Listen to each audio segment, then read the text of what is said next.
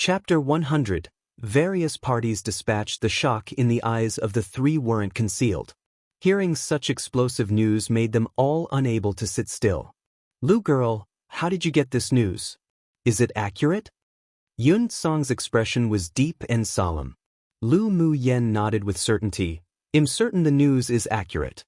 But it's not convenient to tell Imperial Teacher how I obtained it." For the time being, she didn't want to disclose that she and Ming Xiu knew each other to others. Yun Song knocked on the table lightly. He guessed that Lu Mu Yan's news came from the Ling clan. After all, the 10 distinguished clans sealed the news jointly, and they had investigated it for so long yet received no definitive news, so it was impossible for her to obtain this secret from someone else. "Lan Si, Yun Ji, what do you two think?" Yun Song looked up at the two and asked after a bit, which also fully demonstrated his trust in the two. A smile of interest rose on Lan Si's gentle and refined face. "Such an opportunity, naturally we should go join the fun." The heavenly frost golden crystal was very useful to him. Since he knew that this thing was being born, then he naturally wanted to go compete for it.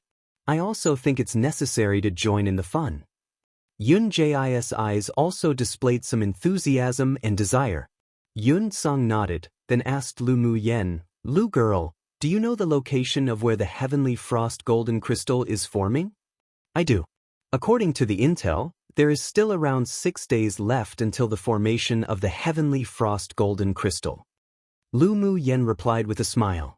"With a spiritual item like the heavenly frost golden crystal being formed, I believe that the 10 distinguished clans have also sent out experts in accompaniment. I will send a message to the Empire to ask for reinforcements." Yun Song immediately told the two of them, "Wait one more day, and you two take those students who've completed the second trial mission there.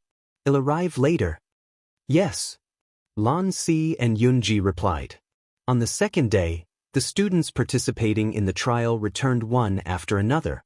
Yun Zmo, Lu Mu Bai, Yun Lan, Yun Jin and Xiao Ziong all completed their tasks before night. But what surprised Lu Mu Yen a little was that among the people who returned, aside from Ji Han Su and Fu Chen who were within expectations, the winner of the Earth class, who was hostile towards her, named Lu Xiang, also completed the second trial mission. She lowered her eyes to hide the look in her eyes and became more wary of Lu Xiang in her heart. This woman felt rather not simple to her. At night, as the time ordered by the Imperial Teacher arrived, Lan Si announced to those who had returned, "Congratulations to all of you for successfully passing the second round of the trial test. Now I have one important thing to tell everyone." Seeing the confusion in the eyes of the several people, Lan Si also stopped keeping them suspenseful. "We have received reliable intel that the purpose of the 10 distinguished clans coming to the glacial mountain range for the trial is actually not to compete for the quota, but because they discovered where the heavenly frost golden crystal was about to sublimate and form. I will take you there to have a look. This time, it doesn't count as a trial mission. The final trial mission is to be determined and will continue after returning. Of course, if you can get even a tiny amount of heavenly frost golden crystal, then it's considered your fortuitous encounter. You don't have to hand it in to the Academy or Empire." Lan Si then added, "You can choose to go or not to go." Hearing it was the heavenly frost golden crystal, the eyes of those here lit up brightly. No one wanted to miss such a good opportunity, so no one chose to withdraw. "Very well. You have one night to rest. Well, leave early tomorrow morning." Lan Si's gaze swept over them with satisfaction and ordered, "Yes." At night, Lu Mu Yen and Lu Mu Bai, together with the others, sat drinking tea and chatting. Come and read on our website Wuxia World site. Thanks. Drinking a cup of warm tea in such cold weather was very comfortable, so as long as they were within the wooden hut, Lu Mu Yen would make a pot of spiritual tea. "Yenner, did you hear this news from the Ling clan? Or from Yi Qing Han?" Lu Mu Bai felt that it was strange ever since he learnt that the news was told to the Imperial Teacher and the others by his younger sister. The 10 distinguished clans were together in this, so they definitely wouldn't allow anyone to spread such news this time.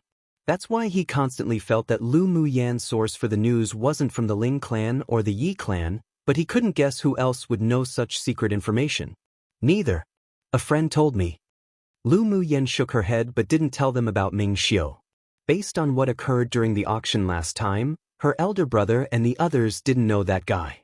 Lu Mu Bei's indifferent eyes grew darker, but he didn't continue to ask any more. Let's rest first. We still need to hurry over tomorrow. Yun Lan and the others also saw that Lu Mu Yen didn't want to say any more, so after hearing Lu Mu Bei's words, they all sat alone and started to recover their physical strength and elemental energy. Outside the wooden hut, in a place hidden in the thicket, a woman stood under a big tree as if waiting for someone.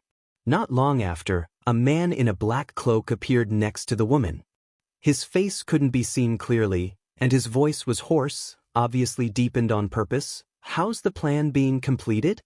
The woman froze, then immediately recovered her calm and said respectfully, Lord's secret envoy, Lu Mu Bai and the others always surround Lu Mu Yen, so it's difficult to act. During the second trial mission, she was too fast and I lost her, but now there's an opportunity. Oh? What opportunity? The man suppressed the anger that made him almost berate her. The 10 distinguished clans found the place where the heavenly frost golden crystal's going to form. Well, rush there tomorrow with Lan Si. By then, there'll be a lot of people snatching for it. In the confusion, it'll be much easier to get rid of Lu Mu Yen without being discovered. The woman said cautiously. The man froze for a moment, obviously not expecting to hear such news. What? You mean the heavenly frost golden crystal? No wonder the 10 distinguished clans would choose to complete their trial in the glacial mountain range. So it's because they discovered such a peak-grade spiritual item. Do you know when the heavenly frost golden crystal will form? The man paused, then asked with a hint of excitement in his tone. There's still around 6 days before forming. The woman replied. The man drew his cloak tighter around him, then asked, Do you know the specific location? That's not clear. Lan Si didn't tell us in detail. The woman's eyes carried with it slight obscurity. The man considered it a little, then said, Act according to the plan. When you get to the location of the heavenly frost golden crystal, you must take advantage of the chaos to find a chance to dispose of Lu Mu Yen. Of course, it would be better to kill Lu Mu Bai together as well. Understood. When you leave tomorrow, remember to leave a secret signal. It'll lead some people to follow secretly. From the man's throat sounded a sinister cackle. Well, definitely obtain the heavenly frost golden crystal. When that time comes, we'll send people to cooperate with you to kill those siblings. Go back first. Don't let that old bastard Yun Song discover your identity. Yes, Lord's secret envoy. The woman quickly turned and returned to the wooden hut, while the man disappeared into the woods as if he had never appeared before. After a while, Lu Mu Yen opened her shut eyes and looked at the person who had just pushed open the door to enter, thoughtfully. Early the next morning, Lan Si and Yun Ji led the few instructors and students who had completed their second trial mission towards an area near the inner ring of the glacial mountain range. At the same time, the 10 distinguished clans eliminated a portion of their pupils and let them continue using the selection trial as a cover, allowing various parties of superiors to lead their clan's core pupils in the same direction. With all parties surging, in addition to the human sword masters, there were also many high-level demonic beasts appearing in the area near the inner ring of the glacial mountain range, and they all headed in one direction. Chapter 101. Chaotic Battle. According to Ming Xiu's map, the heavenly frost golden crystal was under a large iceberg close to the inner ring of the glacial mountain range. From the wooden hut for the trial, it was only 3 days away. Lan Si took Lu Mu Yen and the others rushing all the way. On the way, they constantly encountered demonic beasts, but they slayed them one by one. 4 days later, the group reached a deep and dense forest where no ice blue could be seen. The dense plants that grew in the forest were all red, and even the soil was a dark red here. As far as the eye could see, it was red through and through, as if an undulating sea of fire.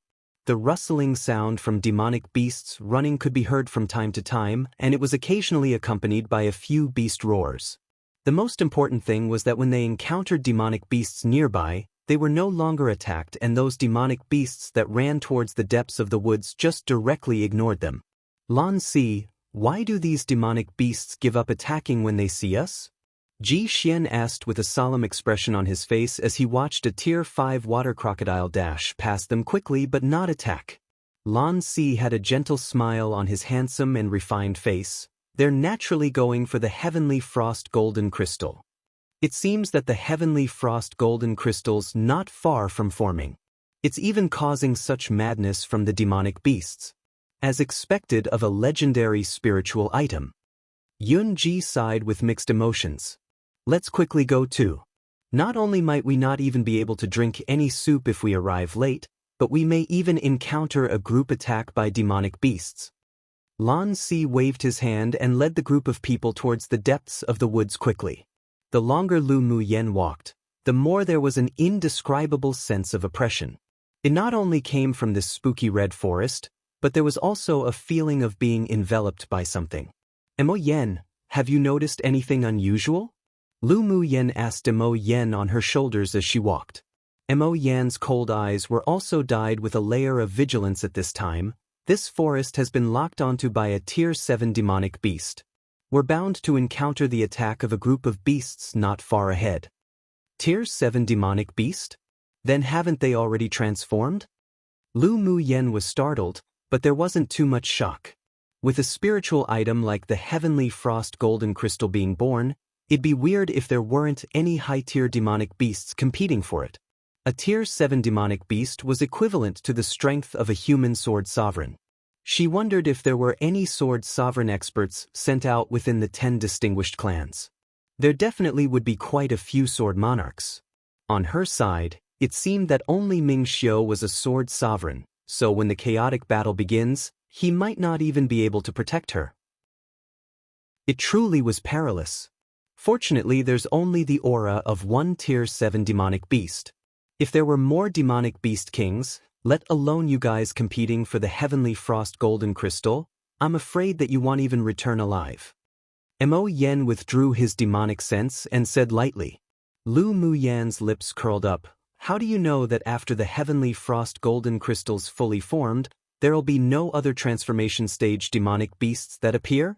This time we're really pulling teeth on a tiger's mouth one, and whether we live or die is unknown.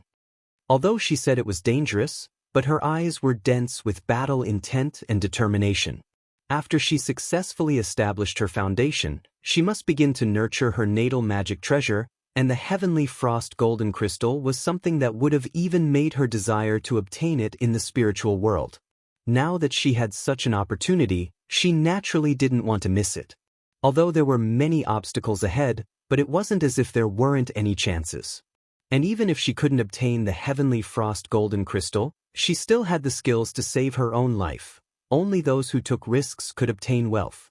I see that you're not afraid of Tier 7 demonic beasts at all? Mo Yen glanced at Lu Muyen and said, what's there to be afraid? What should come will always eventually come.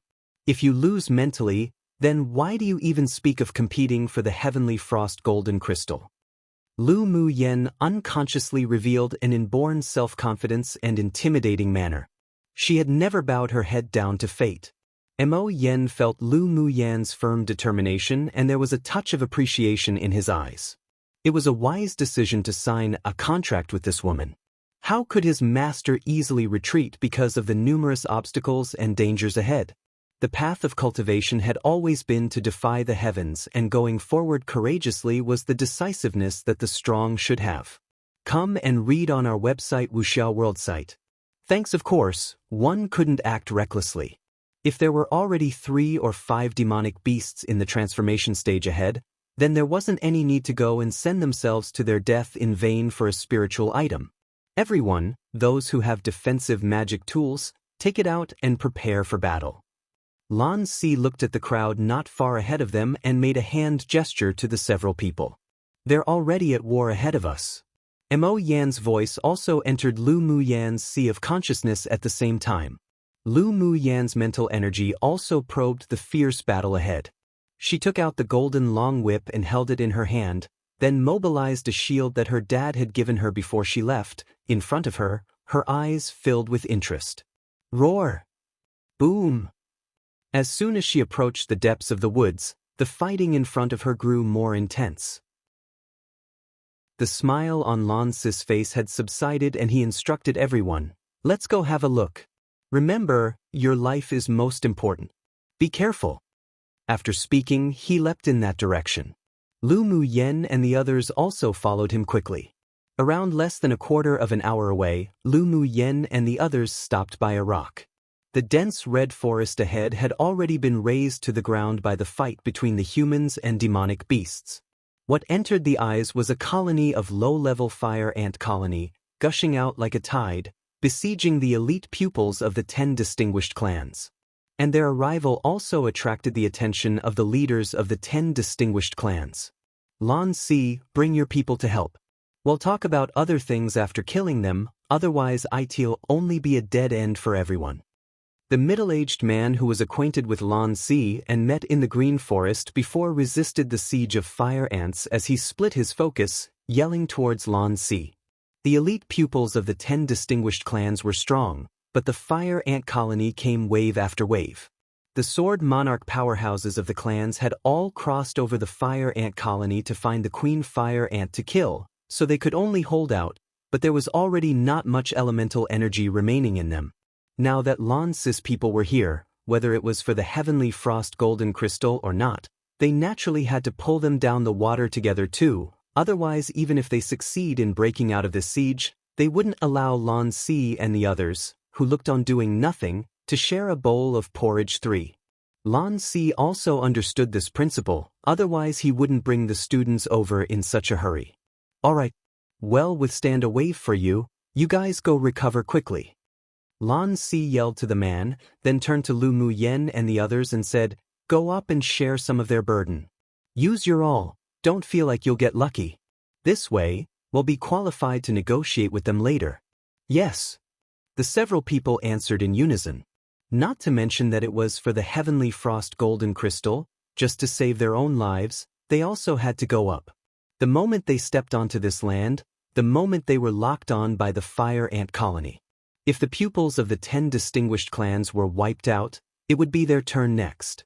Let's go directly to the front and let them have a rest to catch their breaths. Yun Zmo, with furrowed brows, said to the group of people as he saw that the pupils of the 10 distinguished clans were currently very tired, and their elemental energy had been exhausted too much, almost to the point that they could hold on no longer. Yes. Right after Lu Muyen and the others replied, they leapt up and landed directly at the center of the battle, meeting the fire ant colony as they brandished their magic treasures. One Chinese idiom meaning very dangerous. I mean, just imagine pulling teeth from a wild tiger's mouth when they're not sedated. XD to get them wrapped up in it as well. English has the saying of dragging someone down with them /me etc. as well. 3 original Chinese saying use the word soup instead of porridge, but it just means to have a share of the spoils/profits.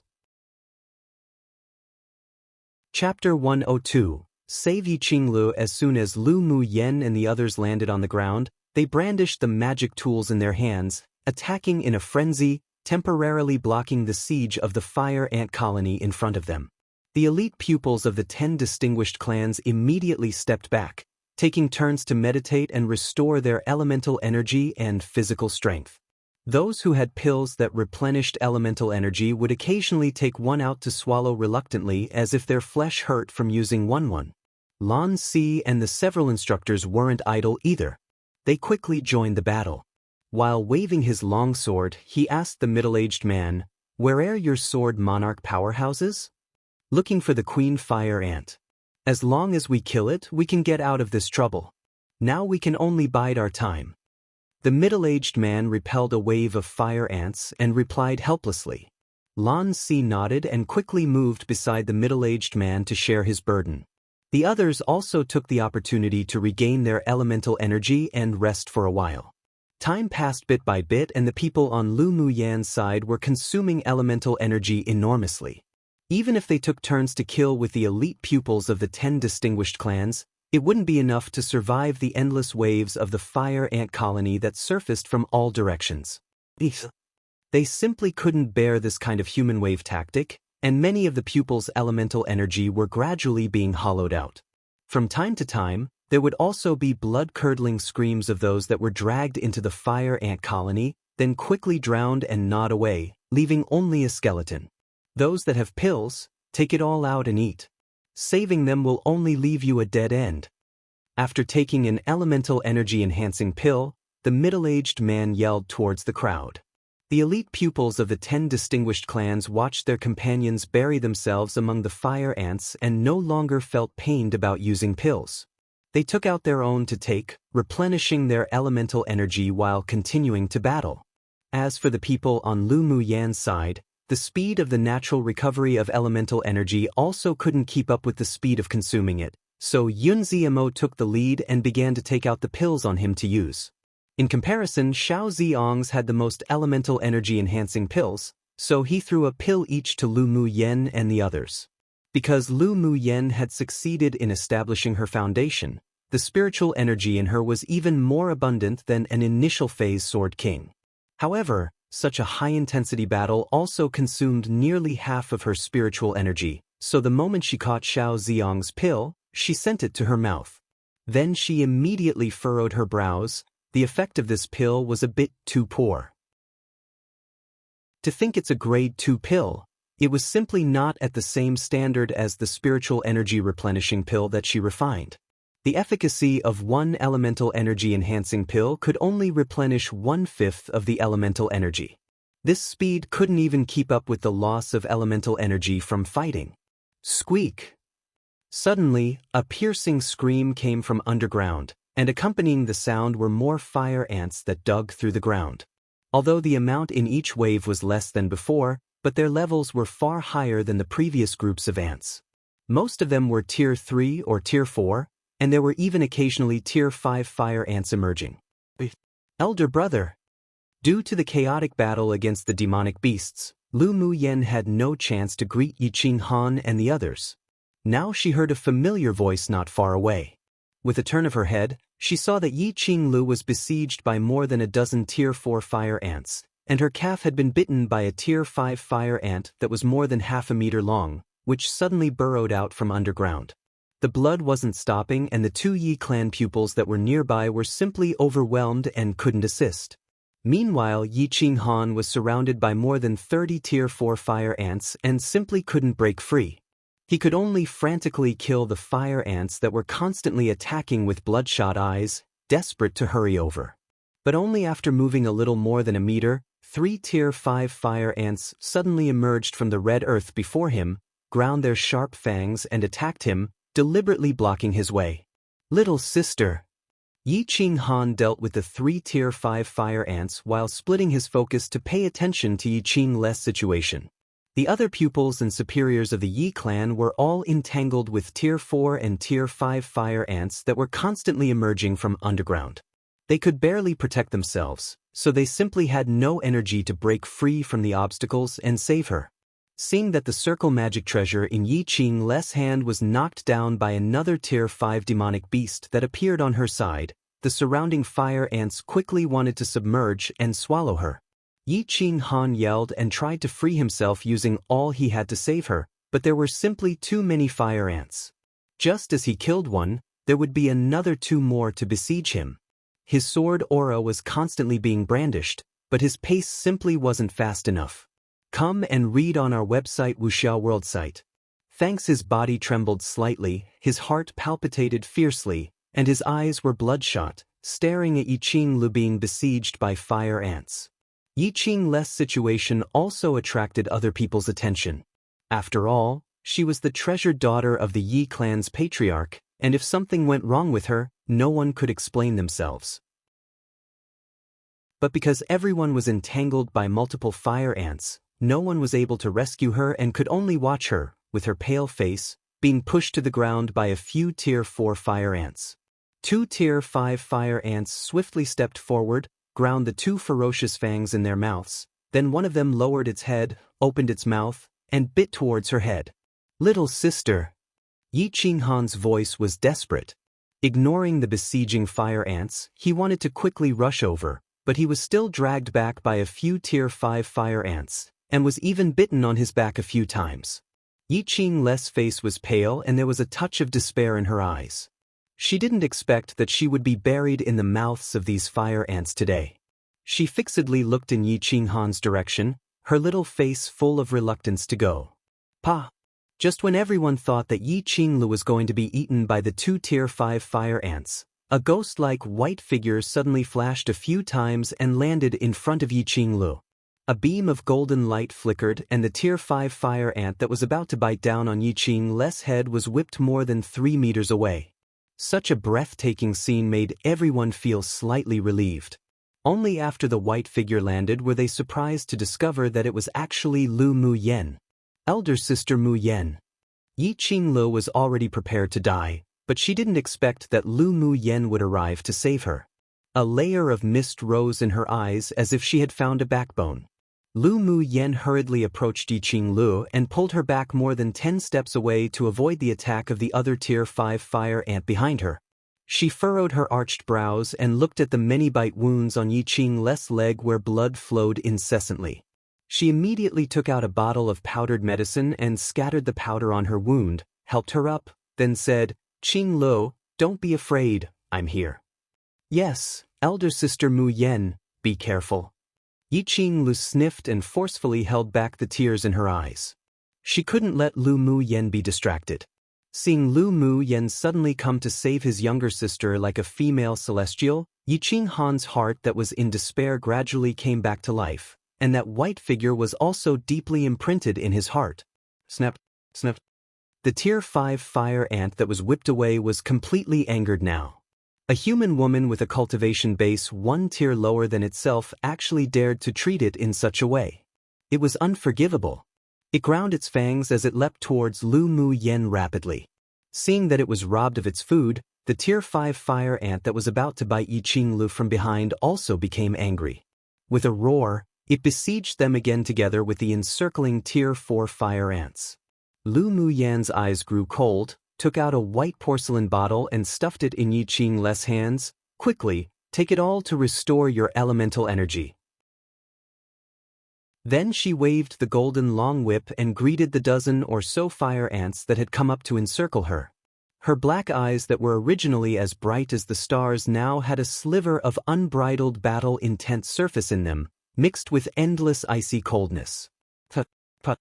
The others watched as the whip in Lu Muyen's hands were as if it had come to life, whipping away each fire ant that approached her and Yi Qinglu one by one.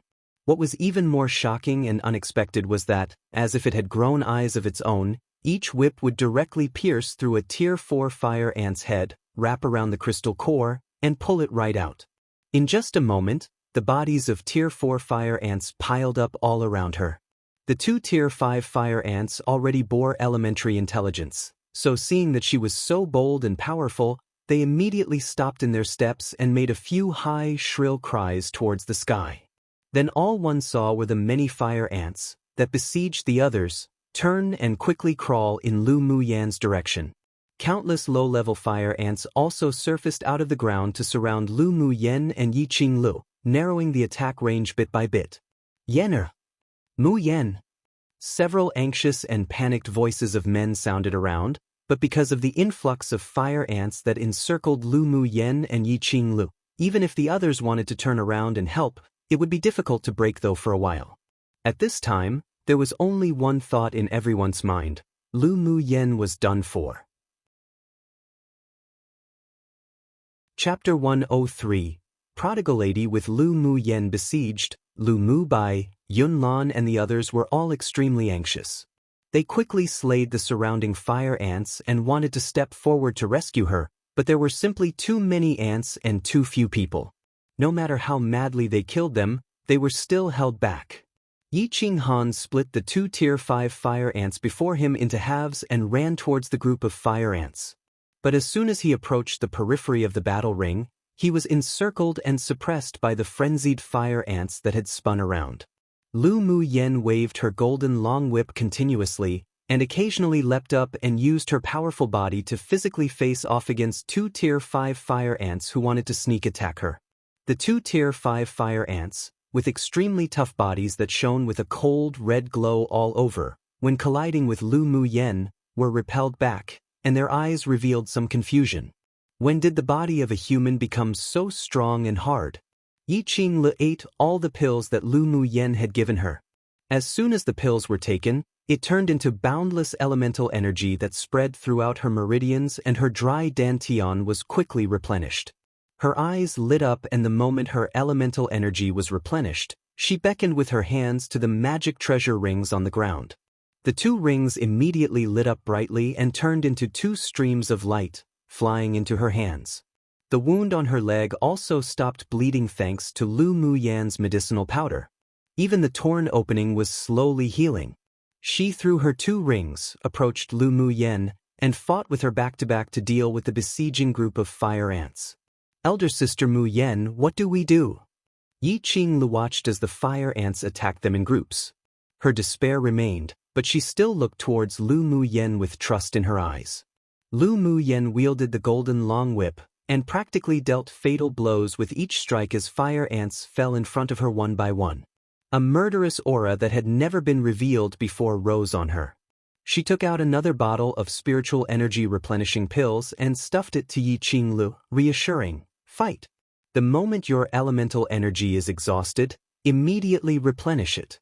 You must protect yourself well." "Yes." Yi Qinglu took the white porcelain bottle that still carried Lu Muyan's body temperature. Seeing that at the same time as brandishing her long whip, she still unconsciously protected her from harm, a warm current rose in her heart. Aside from her elder brother, Lu Muyan was the first person to protect her with her life, and her eyes couldn't help but feel a little moist. Lu Muyan controlled the shield in front of her and separated it into 4 afterimages, enclosing Yi Qinglu within. Then she narrowed her eyes and her lips rose in a daring arc. She tapped her foot lightly and flew straight into the group of fire ants. Did Lu Muyan go crazy?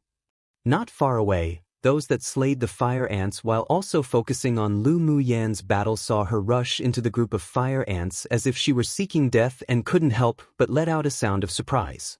"Yenna." Lu Mubei's expression changed drastically.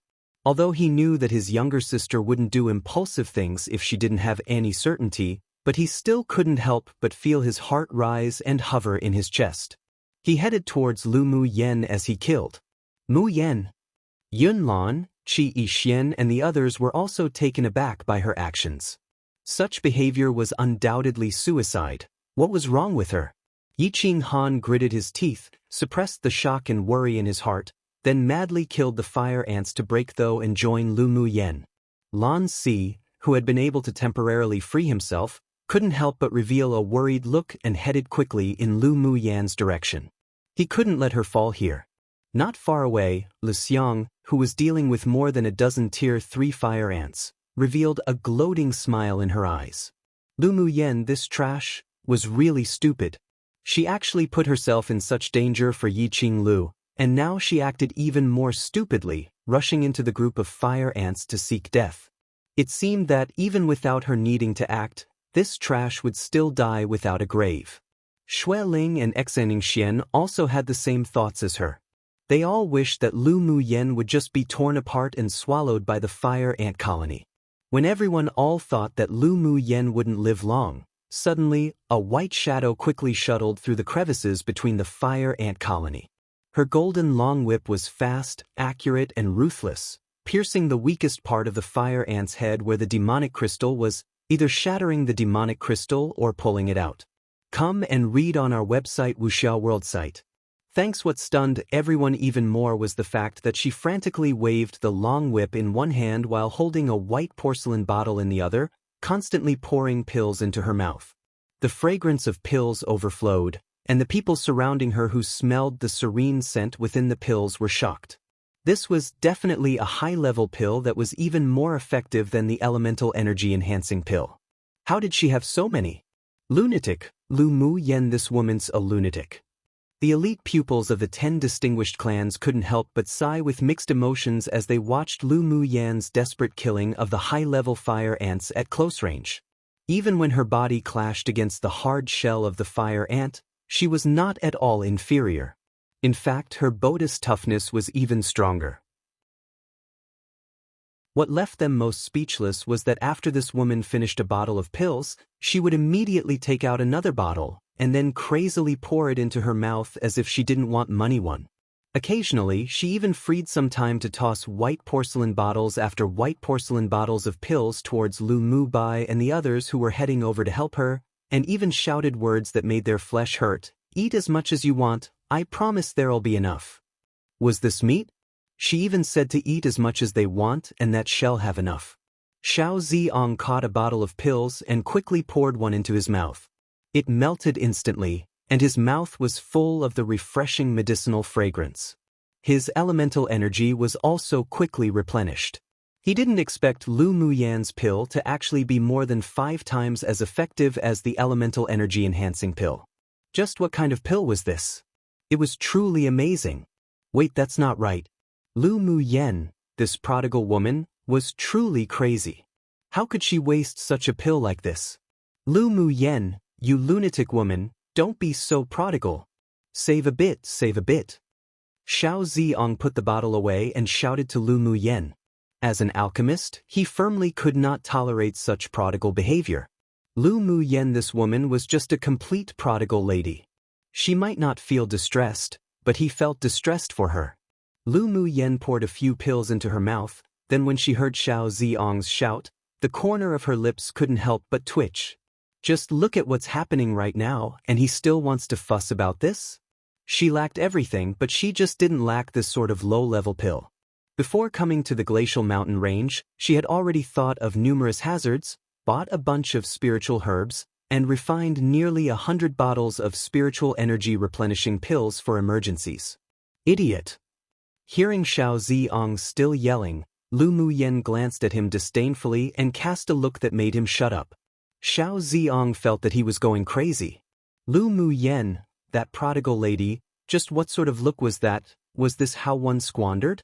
Those were pills, not candy. Lu Muyan would naturally ignore Xiao Ziong's lamenting look. As soon as her spiritual energy was exhausted, the pills would immediately follow to replenish it. The golden long whip in her hand didn't stop for a moment, and whip by whip, it stabbed towards the fire ants around her. All everyone saw was a woman in white with an elegant figure, nimbly waving her long whip that shimmered with golden light. Her figure, like a ghost, wandered, unbridled, through the fire ant colony. Wherever she went, there would definitely be a fire ant with a bloody hole on its head where its demonic crystal had been lost.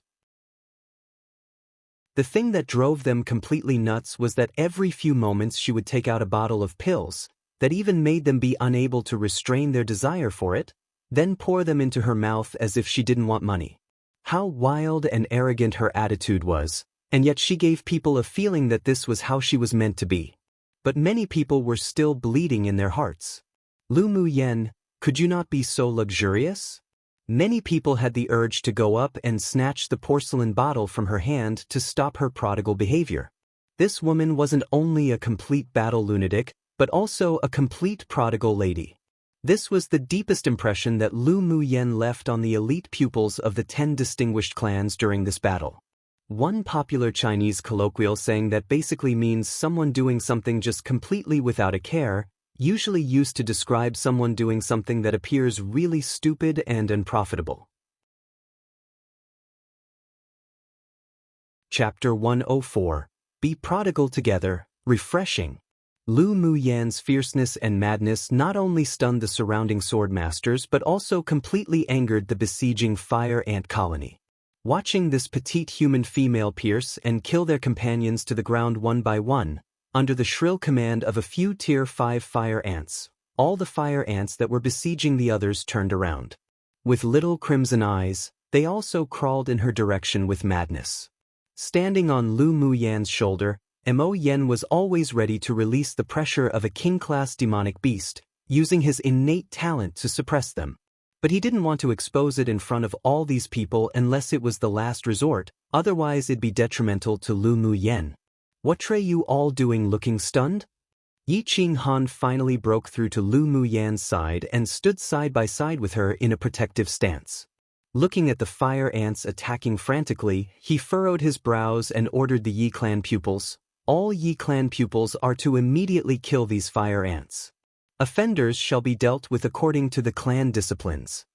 Obeying the young lord's command, The Yi clan's people who were dumbfounded by Lu Muyan's behavior heard Yi Qinghan's roar and came back to their senses.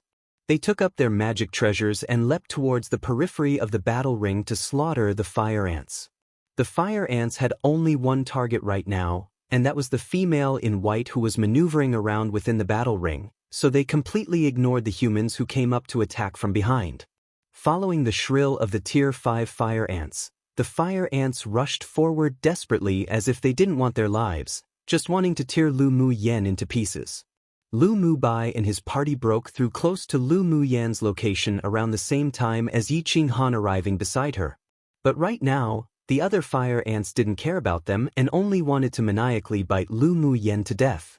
Meanwhile, they also freed themselves and surrounded Lu Muyan to kill the swarm of fire ants. When the Ling clan saw this, their expressions also changed. Ling Fei Hao and Ling Fei Li directed their clan's pupils to join the battle ring to help. Shi Feng's gaze kept falling on the porcelain bottle in Lu Muyan's hand. Seeing that the fire ant colony had gone crazy, he made a hand gesture to the Shi clan's people, tapped his toes, and flew into the battle ring. Shi clan's pupils, come and support quickly. Yes, young lord. Not far away, Mu Yi looked at the battle ahead with an indistinct expression. After thinking deeply for a bit, he spit out one word to the pupils of his clan, kill. After saying this, he flashed into the battle ring, then numerous sword auras scattered from him, falling right into the fire ant colony one after the other. The people from the several other clans didn't hesitate either upon seeing 3 distinguished clans had already acted. Lu Muyan also helped them by attracting the fire ant colony, so it was only natural to go help them at this time. Lu Muyan exploded with the strength of a sword king with only the cultivation base of a sword spirit, which impressed many elite pupils. Her prodigal behavior of taking pills also made them wring their wrists in pity but also excitement. As a result, many people had their minds focused on befriending her. After all, for being able to take out so many high-level pills that replenish elemental energy, the alchemist behind her definitely wasn't low in grade. Many pupils of the Xen clan and Shui clan were also a little excited when they saw that the others had joined the battle to help, but the 2 young ladies who were in charge were both silent. They could only you look at me and me look at you, unsure of whether they should or shouldn't help out. Shui Ling, you're not going to help? Xen Xian folded her arms, and her expression was terribly grim. Seeing Yi Qinghan desperately guarding that bitch beside her, she just wanted to go and tear her up. Shui Ling sneered, naturally well go. Could they not go up in this situation? It wasn't like she was a fool. Having always been admired by countless outstanding men, for the first time, she felt that the elegant and extremely beautiful woman within the battle ring was an extreme eyesore. Come and read on our website Wuxia World site. Thanks at this time, that woman was like an exceedingly brilliant gem, suppressing her, a woman favored by the heavens. Insidiousness flashed past her heart. Go, but don't do your best. Just put on an act and save our combat power first. Shui Ling's scheming was far deeper than Xen Xian's. On the surface, she wouldn't display any hostility to Lu Muyan, so based on the current situation, she had to put on an act and join the battle ring. The pupils of the Shui clan also knew that their young miss had a beautiful and kind face but did things very insidiously, a classic snakes and scorpions beauty one. Although they didn't agree with her orders inwardly, but they didn't dare disobey, so they all followed her into the battle ring to help while not using all their energy. Young miss, everyone else all went to help. It's not good to just stand here like this, is it? An elder beside Xen Xian couldn't help but furrow his brows and say. He knew that Xen Xian was highly arrogant and loved the young lord of the Yi clan so deeply that she couldn't help herself, but how could she be controlled by her emotions at this time? If the people from the other clans and Yanzhou kingdom resolved the fire ants and only the Xen clan watched on the sidelines, then Itil inevitably aroused disgust against them. Xen Xian wasn't an idiot either.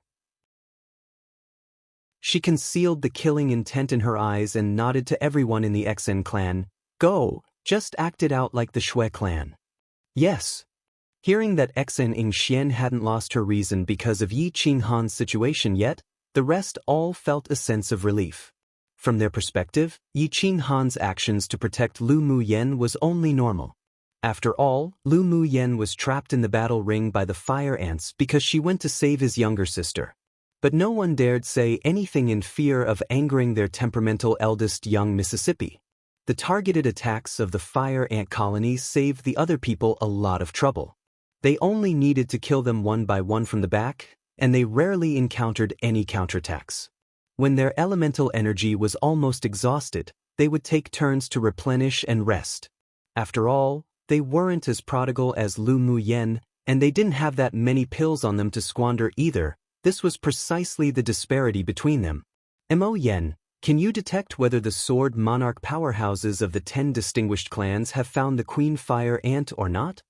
Lu Muyen dealt with the fire ant colony that had gone completely insane as she asked Mo Yen telepathically.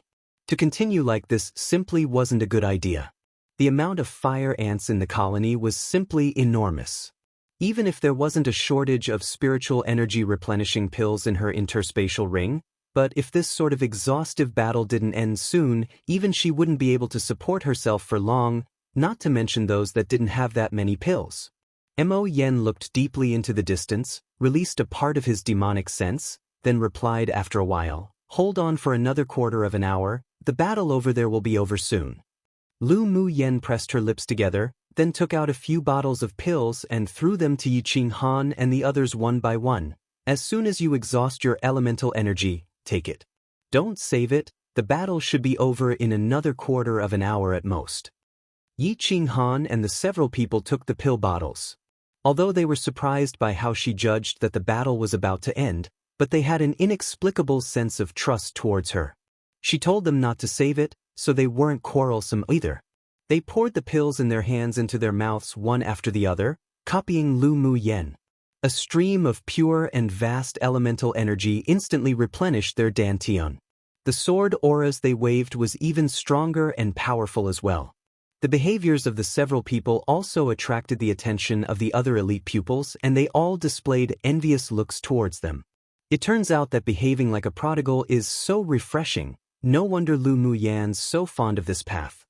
Yun Jin poured a bottle of spiritual energy replenishing pills into his mouth and felt the elemental energy in his body completely fill in a short amount of time. He couldn't help but sigh with complex feelings. Xiao Ziong looked at the several people, who all copied Lu Muyen in squandering, as if his flesh hurt. He couldn't resist holding his forehead. Finally, he gritted his teeth and poured the entire bottle of pills into his mouth. His eyes lit up immediately as continuous streams of elemental energy replenished his dantian, and he instantly felt that he had the explosive power to fight again. Seeing the envious, jealous, and hateful gazes cast on them from many of the surrounding people, he swallowed his saliva, but the excitement in his heart was simply beyond words. As it turns out, this sort of luxurious squandering really was refreshing. There's a description in Chinese that translates to having a heart of a snake and scorpion, which means they're as venomous as snakes and scorpions. A vicious person. Same here. Chapter 105.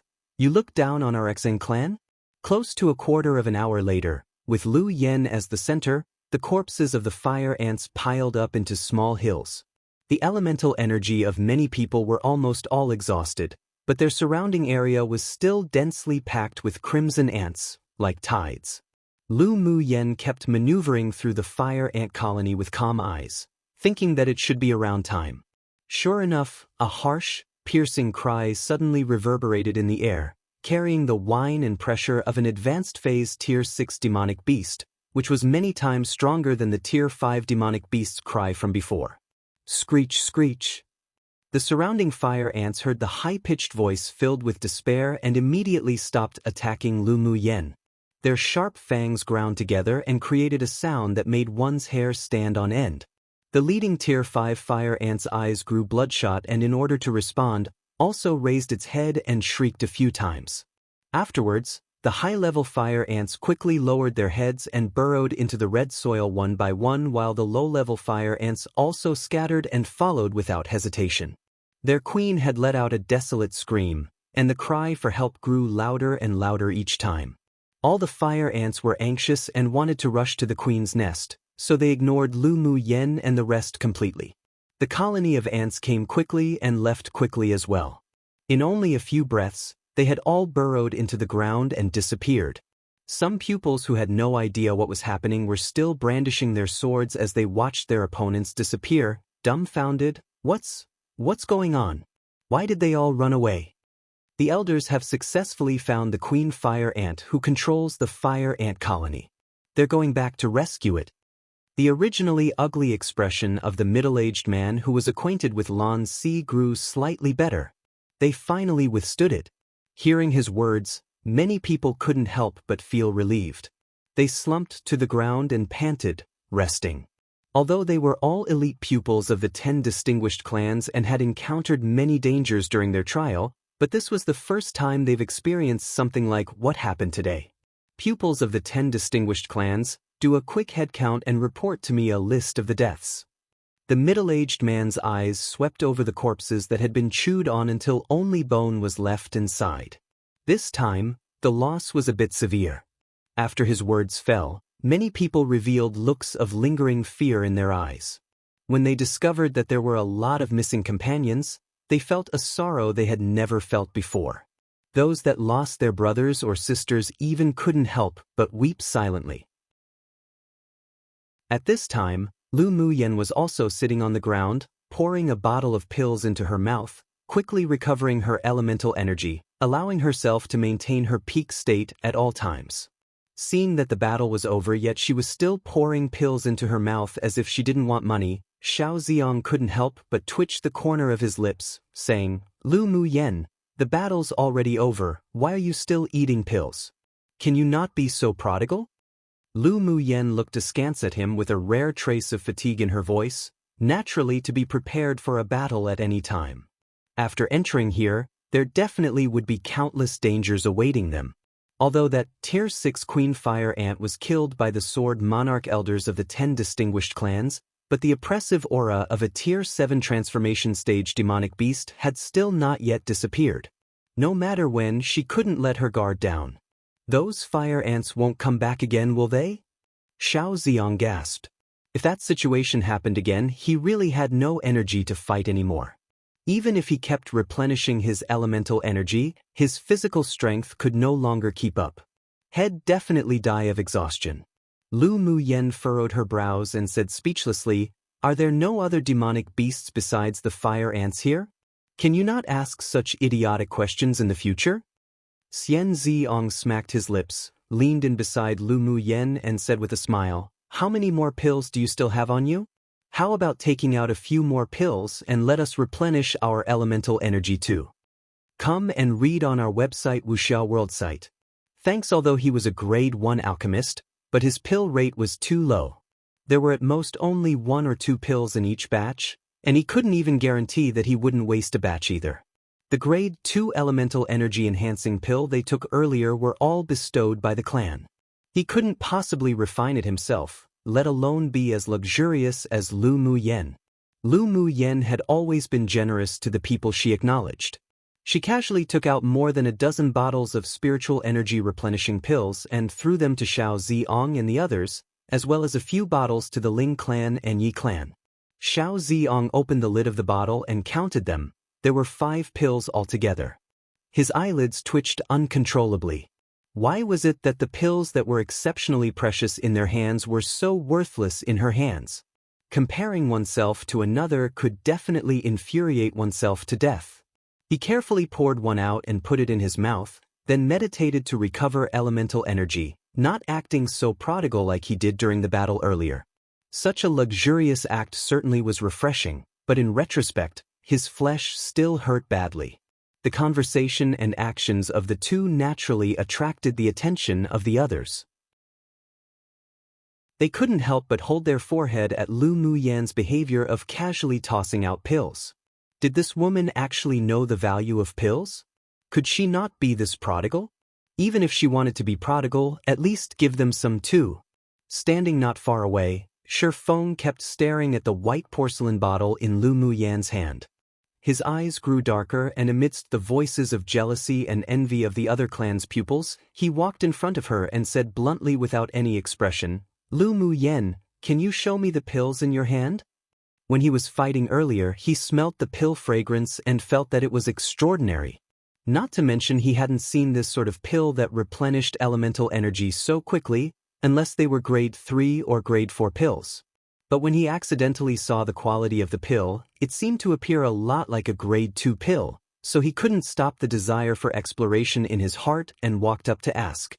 Lu Muyen remembered that in addition to the Yi clan and the Ling clan earlier, Shi Feng was the first to lead the pupils of his clan forward to help in the battle, and didn't handle it like the Shui clan and the Xian clan, so she nodded with a smile, took out a bottle of pills and handed it over. I'll gift it to you.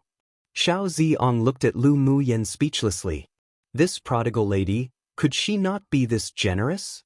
Shi Feng also revealed slight surprise on his face, but apart from his enthusiasm for pills, he didn't like to ask until the roots of things regarding anything else. So he nodded, thanked her, took the pill, and walked right back to his original place.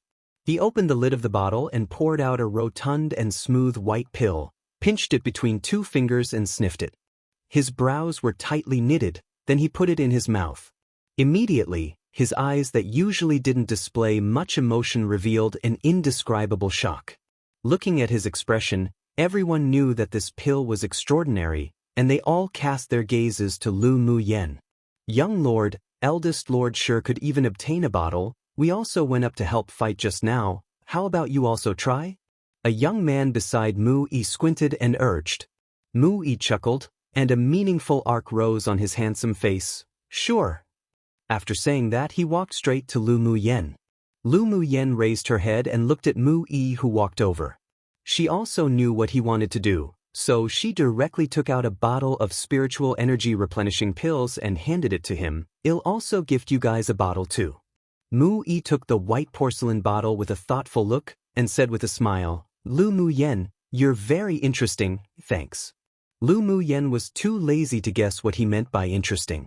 But when she glanced at the surroundings to check for any unusual activities, she discovered that the decision-makers of the various distinguished clans were all waiting to act. She took out 6 more bottles and stuffed it to Xiao Ziong, saying, Go give these 6 bottles of pills to the other clans aside from the Shui clan and Xian clan. Have you gone crazy?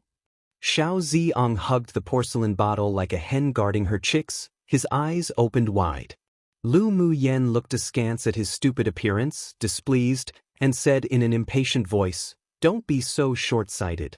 With just this bit of pills and you can't find north, south, east, west anymore? Go quickly.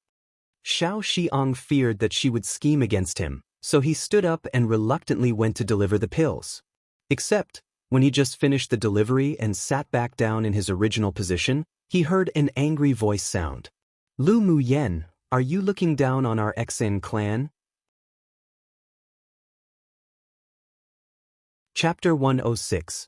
Tear apart all pretenses. As soon as Xian Xianxia's words fell, everyone's gazes fell on Lu Muyen. Lu Muyen raised her head, her eyes as indifferent as before, and her voice was cold. Young Miss Xian must have mythomania. Starting from Shi Feng asking for pills, she had already decided on gifting pills. With how she took out so many spiritual energy replenishing pills earlier to use, she naturally attracted the attention of the people in the 10 distinguished clans. Instead of hiding it and tucking it away, it was better to gift them out generously. Aside from the Shui clan and Xian clan, the pupils in the other clans bore no hostility towards her, not to mention any grudges. On one hand, she bought people's hearts, and on the other hand, it was a kind of intimidation. Except for people close to her, everyone else all thought that her pills came from that mysterious master. Being able to produce so many grade 2 spiritual energy replenishing pills was also a way to tell everyone that the master no one had seen before pampered her very much. Those who wanted to target her and the Lu clan should weigh their consequences first. She wasn't afraid of provoking anyone, but if she could use a tiger's skin to be her banner one, then she naturally wouldn't be so stupid as to tell everyone that the pills were refined by herself and that there simply wasn't any mysterious master behind her. Xian Xian was choked by Lu Muyen's words, especially when she saw Yi Qinghan cast a cold and displeased look at her. Her entire chest felt ablaze with anger and jealousy, almost made her lose all reason and go up to tear Lu Muyen apart. If you don't look down on the Xian clan, then why did you gift pills to the 10 distinguished clans, all but the Xian clan and Shui clan? Xianxia was able to get along so well in the Xian clan like fish in water, not only because of her father. She was wild and arrogant but wasn't completely brainless. After thinking a little, she suppressed the anger in her chest and pulled the Shui clan down the water together. After hearing Xianxian's words, both the Xian clan and the Shui clan's pupils revealed indignant expressions. By doing this, Lu Muyen was literally slapping the faces of their two clans. That's right. I also want to know why young Miss Lu would treat our two clans so discriminatorily? Shui Ling's beautiful and exquisite face revealed a touch of befuddlement, but she sneered inwardly that Lu Muyen was an idiot. If it were her, even if she disliked someone very much, she still wouldn't do such a thing such as blatantly offending two clans. Mu Yi stopped the steps he was taking to leave, then took a step back with great interest, wanting to see how Lu Muyen would deal with it. Lu Muyen's eyes were still indifferent, and her tone was faint. Am I familiar with the Xian clan and Shui clan? Why must I gift you guys pills? Seeing the indignant gazes of the pupils of the two clans, she sneered and said, "Just how much effort your two clans put in during the battle earlier is clear to everyone, so why must you openly discuss it and find unhappiness in it for yourselves? Young Miss Lu, you must have spoken incorrectly?" Shui Ling brushed away the dust on her sleeves and said coldly, "The group of fire ants besieged you, but we kindly went up to help you. Regardless of how much effort we put in, it's still a show of our goodwill. Who would have thought that it was our fault now and even made you hate us? Young Miss Shui really is a master of inverting black and white. I am ashamed that I am inferior." Lu Muyen raised an eyebrow and looked at Shui Ling, the coldness in her eyes not concealed at all. Was that group of fire ants besieging me at first? From the very beginning, we, from Yanzhou Kingdom, were the first to help and rescue you guys from the siege. It shouldn't even be your turn if we're discussing goodwill, right? Furthermore, the pills are my own. I'll give it to whoever I like. I just simply think that you're not pleasing to the eye, so I don't want to gift it. So where comes the favoring someone and discriminating against another? The situation of Shui Ling annulling the engagement between her and Ling Feiyang was known by all. She just simply considered this woman not pleasing to her eyes, and she was even less afraid to speak it out loud and offend this extremely hypocritical woman. Lu Muyen, are you trying to tear apart all pretenses with the Xian and Shui clan? Xianxia saw how clever Lu Muyen was with her words, and how Shui Ling's skills with her mouth simply wasn't her opponent, so she didn't want to go in circles anymore, directly bringing out the Xian and Shui clan. She just didn't believe that this woman wouldn't have any fear against them. Seeing that Xianxia took the initiative to take on the conversation again, Shui Lin swallowed what she wanted to say, but the killing intent in her eyes kept circulating. Lu Muyen chuckled, and there weren't any ripples in her eyes as she spoke gently, completely indifferent. You say tear apart all pretenses, then let's tear apart all pretenses. You think you'll be afraid? You're seeking death. Xianxia didn't expect that Lu Muyen would openly challenge the Xian and Shui clan, and a flush of red appeared on her face, obviously angered. Come and read on our website Wuxia World site. Thanks. Meanwhile, Lu Muyen just sat there indifferently and calmly, without a trace of fear or hesitation on her face. Even while facing Xianxia's use of the two distinguished clans to oppress her, her expression still didn't change. That natural, nonchalant attitude was as if she were simply discussing about the weather today with Xianxia, and it sure made many people look at her with new eyes and increased respect. But there were also a small number of people that disagreed with her lofty stance. Although Xianxia provoked first, but Lu Muyen publicly not giving Shui Ling and Xianxia any face was equivalent to slapping the two clans' faces. Such behavior was a bit too insolent. Seeking death? Young Miss X and wants to raise your hand at me now? I know I offended you in Glacial City, so just take it directly out on me. Why make a fuss about pills? They'll just accept your challenge. Lu Muyen said with slight dominance and boldness, and her eyes even revealed a look of come get me. She had already offended this narrow-hearted woman when she and Xianxia were competing for that stone in Glacial City. Not to mention the fact that Yi Qinghan's attitude towards her also made Xianxia constantly reveal a sliver of killing intent towards her as well. The disagreement between the Xian clan and the Ling clan was already known by all. The Ling clan was her maternal clan, so they were destined to hold grudges with the Xian clan. So why did she have to pretend to be esteemed Bun too and endure it? And towards the Shui clan and Shui Ling, she wasn't bothered with the superficiality of it all even more.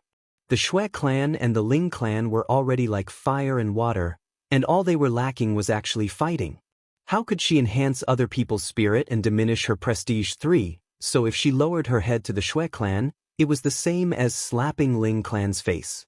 After hearing Lu Muyan's words, many people revealed expressions of understanding. No wonder Xianxia had always been hostile to Lu Muyan. It turned out that it wasn't only because of Yi Qinghan. If the two had already held grudges against each other, then with Xianxia's temperament, it would be difficult for her to let Lu Muyan go. Meanwhile, everyone knew why Lu Muyan's attitude towards the Shui clan wasn't good. In fact, if she deliberately bowed her head and catered to the Shui clan, then that would make people feel contempt towards her. Although the act of not giving any face was a little arrogant, but it could be regarded as filling the Ling clan's face. Lu Muyan, are you certain you want to go against me? Xianxia asked fiercely as the rage within her was reaching the brink, only wanting to vent it out using force. As long as Lu Muyan dared to say yes, she would immediately handicap her. Xianxia, so what if I go against you? Our Ling clan aren't vegetarians for. Ling Fei Hao snapped the branch in his hand and looked at Xianxia as he said coldly. Yi Qinglu also walked to Lu Muyan's side, staring coldly at Xianxia and Shui Ling, revealing a rare grim expression and said, Elder Sister Muyan was besieged by fire ants to save me. If you have any complaints, you can direct it to me and our Yi clan will accompany you at any time. Since the two women opposite used the Shui clan and Xian clan to pressure Lu Muyan, Yi Qinglu also unconsciously mentioned the Yi clan. Since they're threatening, why not everyone do it together? Who's afraid of who? Yi Qinglu, this is between us and Lu Muyan. What do you mean by sticking a leg into this business 5? Xianxia had never only hated Shui Ling, that one woman, but also Yi Qinglu, who had never had a good attitude towards her. Now she added another Lu Muyan. Yi Qinglu put her hands on her little pretty waist, raised an eyebrow and said, Elder Sister Muyan's business will be my business from now on. If you dare bully her one bit, I'll pay you back tenfold. After she finished speaking fiercely while glaring, she turned to Yi Qinghan to seek praise and said, Right, elder brother. Yi Qinghan thought it funny as he clenched his fist, brought it to his mouth and coughed into it. Then he nodded solemnly, Lu Muyan is our Yi clan's benefactor. Whoever touches her is equivalent to opposing our Yi clan. His words were also announcing to everyone that from now on, whoever dared touch Lu Muyan would become an enemy of the Yi clan. One literally means to use a tiger skin as a banner/flag, perhaps during battle. Figuratively means to intimidate someone by using the power of another, often to trick someone. 2 internet slang meaning to act weak and hopeless. I guess, just imagine how soft buns are. 3 a common saying usually used to encourage others not to belittle themselves by putting others on the higher pedestal. For used colloquially to mean that they aren't weak and they should be reckoned with. 5 like sticking your nose into someone else's business. Chapter 107. The pressure of the Xian clan's sword sovereign. The moment Yi Qinghan's words that defended Lu Muyan came out, the faces of many people present changed. The elite pupils of the other 9 distinguished clans all knew Yi Qinghan's position in the Yi clan. The power of his words were basically the same as the head of the Yi clan. Within the 10 distinguished clans, the Alchemist clan, Shi clan, the Beastmaster clan, Yi clan, and the Smith clan, Mu clan, had never interfered in the disputes between the rest of the 7 distinguished clans, always keeping to themselves and remaining neutral. Regardless of whether it were their foundations or strength, or the rare professions that the sword masters of the 3 clans possessed, The other 7 clans simply dared not provoke and offend at all. This time, with Yi Qinghan's obvious defensiveness, did it mean that the Ling clan might board the big ship one that is the Yi clan through Lu Mu Yen, this string? Those in charge of the several distinguished clans had to reassess Lu Mu Yen in their hearts. Qinghan, are you really going to tear apart all pretenses with our Xen clan for this irrelevant woman? Xen Xianxia revealed a pained expression on her face, and her eyes were mixed with deep affection and resentment. Yi Qinghan's eyes were cold and he spoke lightly, I have never had a deep relationship with the Xen clan, so where comes the tearing apart all pretenses? Mu Yen is my friend. If the Xen clan is harmful to her, then my Yi clan naturally wouldn't sit idly by. His words were very clear.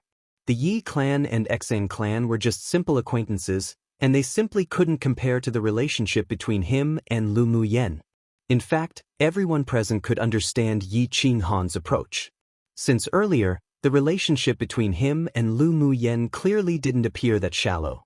Lu Mu Yen then also saved Yi Qing's life. Anyone would repay such kindness, not to mention there was a mysterious high-level alchemist behind Lu Mu Yen, so it was normal for him to come forward and defend her. Towards Ling Fei Hao and the Yi clan's siblings' protection of her, Lu Mu Yan's heart warmed. She stood up. Despite after such a fierce battle, her white clothes weren't stained with a speck of dust nor blood, and her delicate and stunning face carried an arrogance as if looking down upon the world.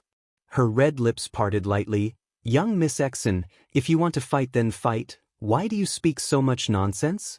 There was indeed a violent trait within her. Since she was the one that provoked Xen Xian and Xueling, she didn't need others to clean the grounds for her.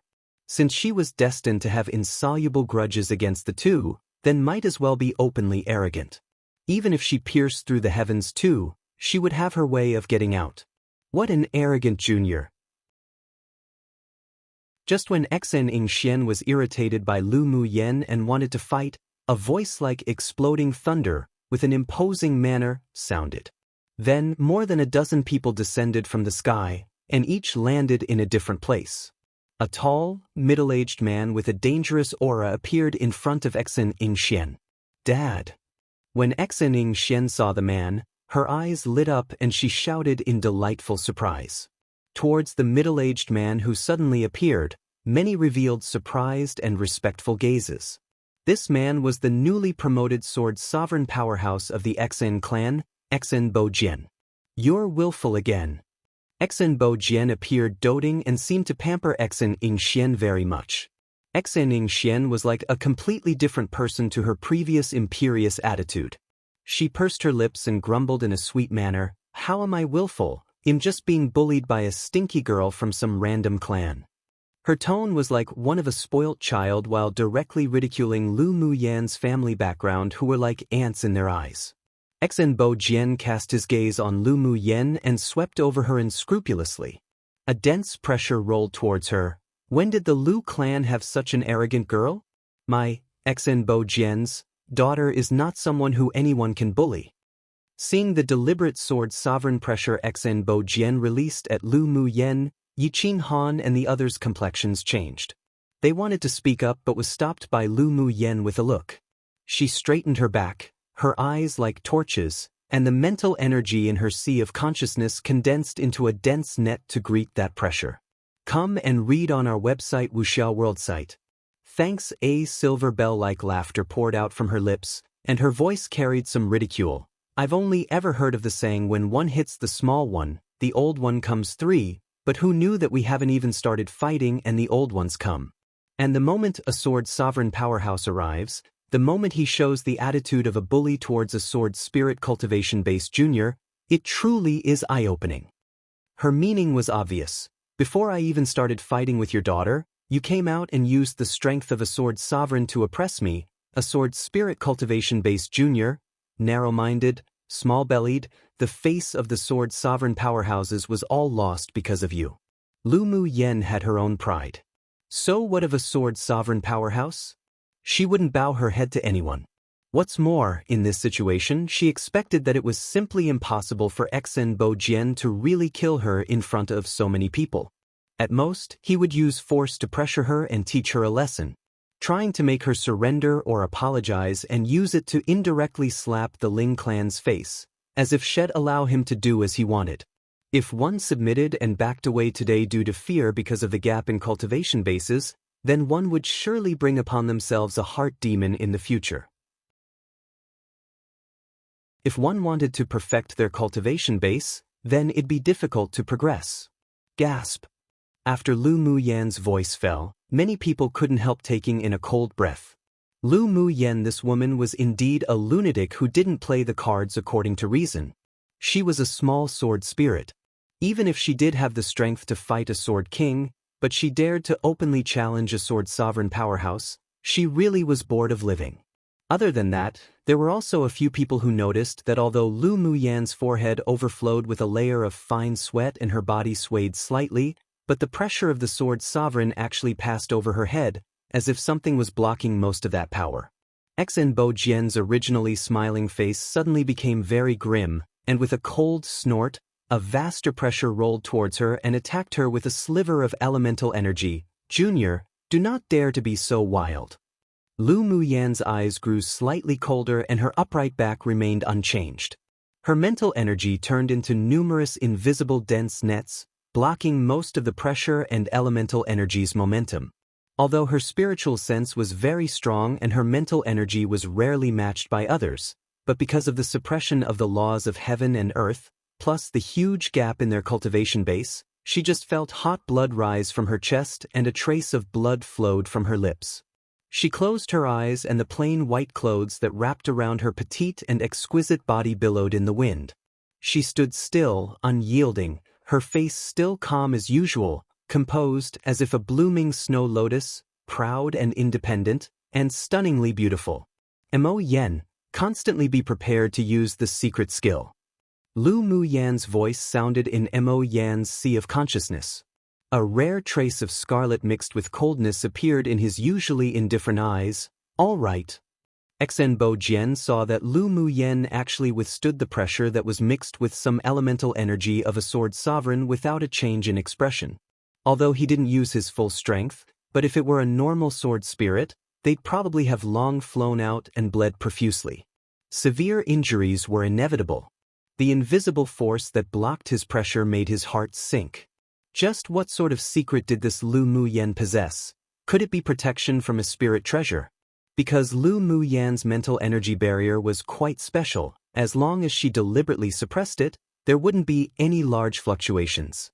So people, including Xinbo Jian, all never would have thought that it was the mental energy, released from her sea of consciousness, that withstood the pressure.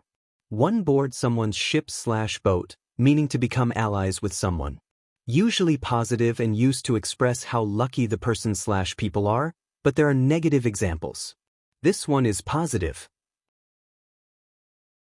2 to pierce through the heavens usually means that someone is in big trouble because of what they did or said, etc.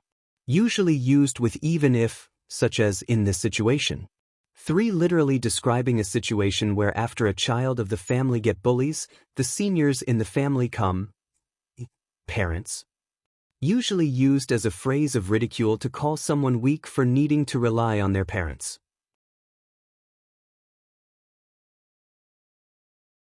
Chapter 108. Kneel and admit your wrongs to my daughter. When Lu Mu Bai stretched out his hand to draw his sword, and when Yiqing Han and the leading sword monarch powerhouse of the Ling clan was about to step up to speak, Lan Si suddenly walked in front of Lu Muyan. Senior Exin, Lu Muyan is a student of our Empire Academy and even one of the elites of the younger generation of our Yanzhou kingdom. She is relatively young and impulsive, so if there is any offense, I ask that senior excuses and forgives and not fuss over this with this junior. Then he flicked his sleeves lightly and an invisible wave dissolved the last bit of pressure that enveloped Lu Muyan. His handsome and elegant face still carried with it a gentleness, appearing as if a jade-like gentleman. Except the forcefulness his words carried couldn't be ignored. Lu Muyan shouldn't tolerate having the sword sovereign of the Xen clan teach her a lesson. Although Yanzhou kingdom wasn't as strong as the overall strength of the 10 distinguished clans, but their foundation wasn't weak at all. The sword sovereign powerhouse of the imperial family wasn't just a little bit stronger than Xinbo Jian. As soon as Lan Si appeared, Lu Mu Yen felt the taste of blood in her chest dissipate. She was a little surprised inwardly. What did this fox want to do? Suddenly, the gentle voice of a male, like spring water, sounded in her sea of consciousness. "I'll take care of this matter." Lu Mu Yen was naturally not afraid of Xen Bo Jian. Although she was only a sword spirit after she established her foundation, but her strength was actually equivalent to a peak phase sword king, and her spiritual energy was even richer and purer. She even had countless methods, plus Mo Yan's secret skill, so although yes, she couldn't beat Xen Bo Jian, but it was possible to escape from his grasp. It was just that if they really had to walk until that point, she and Mo Yan would have to pay some prices. Now that Lan Si stepped up, she wouldn't be foolish and let emotions affect her decision, so she replied with an "all right," then stood behind Lan Si and watched quietly for any changes. "Lan boy, are you threatening me with Yanzhou Kingdom?" Xen Bo Jian's expression wasn't very good, and his voice was cold. Lan Si was neither humble nor haughty as he smiled handsomely and elegantly like the spring breeze and said, "This junior does not dare. But before we came to the glacial mountain range, the emperor and imperial teacher ordered this one to take care of Lu Mu Yen, not allowing any accidents to occur to her, so this junior could only thicken my face and request senior to give some face." He didn't think that Lu Mu Yen did anything wrong. From the very beginning it was the young miss from the Xen clan that was aggressive and pressing. To think this sword sovereign powerhouse wasn't embarrassed to involve himself in the situation between the younger generation, Lan Si sure felt like he lost face for him. If Xen Bo Jian didn't give face, then he could only tear apart all pretenses.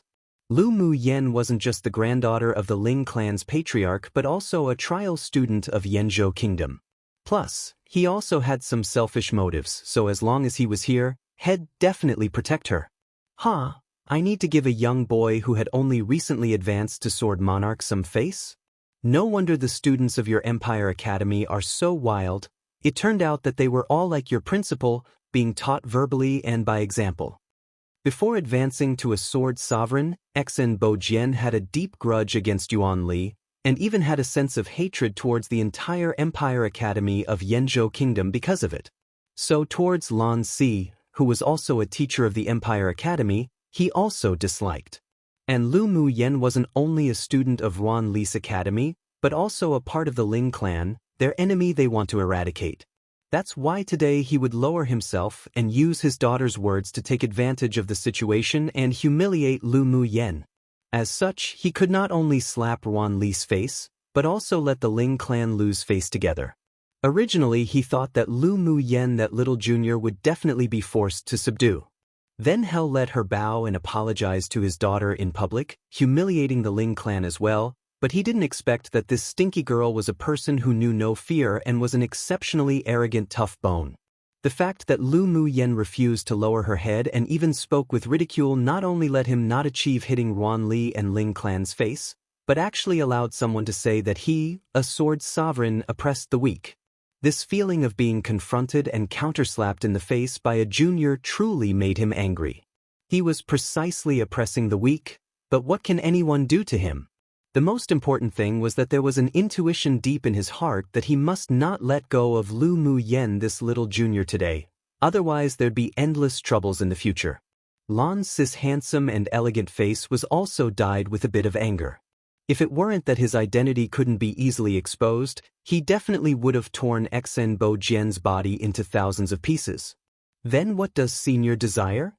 Come and read on our website Wuxia World site. Thanks, in fact, we don't need to fight like this either. As long as the girl of the Lu clan kneels down to my daughter and admit her wrongs, then this matter will be over. Otherwise, don't blame me for not being courteous. Xen Bo Jian looked at Lan Si and Lu Mu Yen with belittling and despise. He really didn't put these two people at heart. An unprecedented storm was brewing in Lan Si's eyes, and the slender fingers under his sleeves were prepared to form seals. Lu Mu Yen sneered and said in an extremely arrogant manner, "Sure enough, both father and daughter all have mythomania. The upper beam is not straight, so the lower beam's crooked too. Make her kneel? What a huge joke. She, Lu Mu Yen, hasn't bowed down to anyone in her 2 lives. A puny Xen Bo Jian was worthy? She knew that whether she yielded or remained firm today, this sword sovereign from the Xen clan would still want to humiliate her regardless. If she really knelt and admitted her wrongs, not only could the Lu clan and Ling clan lose face, but from now on, she probably should never even bother thinking about advancing into the ranks of the strongest. Wow! Hearing such arrogant words from Lu Mu Yen, countless people couldn't help but be shocked and puzzled. Was it that this lunatic didn't want her life? You're courting death. Xen Bo Jian showed unprecedented killing intent in his eyes. His right hand formed hand seals and a column of water tore through the air and turned into a blue Jiao dragon, whizzing towards Lu Mu Yen. Lu Mu Yen raised her head and stared at the Jiao dragon formed by water elemental energy condensation. So this was strength displayed by a sword sovereign powerhouse? It was indeed condensed rather like a Jiao dragon, but it only looked like the real thing and wasn't one. Xen Bo Jian's water attribute elemental energy law was still far from being comprehended to perfection. Her gaze locked onto the roaring Jiao dragon that flew towards her as her 2 hands formed hand seals quickly in the air. Traces of fire elemental energy overflowed from her body, and she instantly became a flaming person. Roar! A fire dragon rushed out from behind her with thunderous momentum, raised its head in the air and roared. There were transparent jade runes that wound around the fire dragon, constantly circling the dragon's body, looking mysterious and unusual. The water Jiao dragon, with the elemental energy pressure of a sword sovereign powerhouse, wiped out everything in its way as lines upon lines of cracks formed, like autumn wind sweeping away fallen leaves, directly attacking towards Lu Mu Yen. Lu Mu Yan's eyes remained cold, and her face was still light like the wind and clouds as her slender, jade-like hands flipped a few times. Her lips spit out a word gently, "Go!" All one saw was the fire dragon whistle into the sky from behind her, as if stepping on clouds and mist. With a spin, it directly greeted the Jiao dragon. The one water, one fire elemental energy condensation of the 2 people stunned everyone. But everyone could all feel that in resemblance to the real thing, Lu Mu Yan's appeared to be closer. But it was a pity that due to the difference in cultivation base, in terms of the pressure and momentum, the fire dragon was still a lot weaker than the water Jiao. Lu Mu Yen never expected her own fire dragon, made from fire elemental energy condensation, could win that water Jiao. The difference in cultivation base was too big and simply couldn't be remedied. But she added the Azure Dragon token of the 4 symbols array into the condensed Fire Dragon. This was her real intent. She couldn't hurt Xen Bo Jian, but even if she was severely injured, she must take this blow. This was her Lu Mu Yan's pride. Boom boom. The blue Jiao dragon and the scarlet fire dragon roared ferociously and bit towards each other's neck. One used to say that the person below behaves unworthily because those above them do precisely that. In this case, used to say that the daughter behaves so unworthily because her father behaves like that. Random side note, man, Junjiu Link drama was a fun watch. Maybe a 9 out of 10 for me, maybe even 10 out of 10. My view is obviously very subjective, and there definitely needs some suspension of disbelief when watching, but it's meant to be a fun angstless watchimo.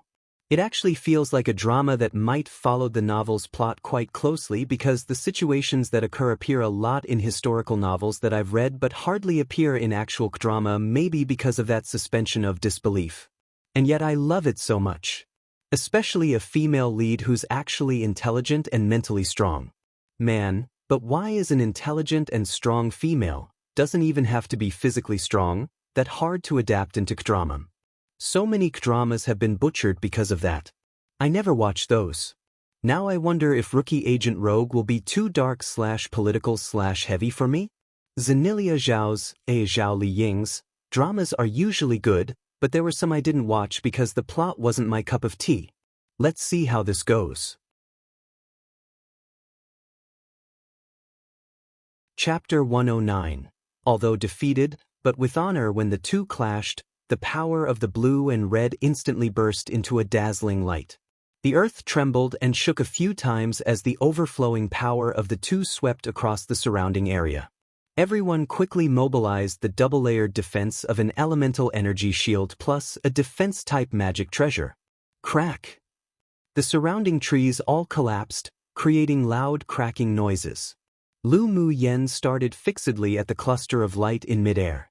The fire dragon gradually disappeared, and although the blue Jiao's color dimmed quite a bit, it still flew towards her with terrifying force, breaking through the red, foggy light without stopping.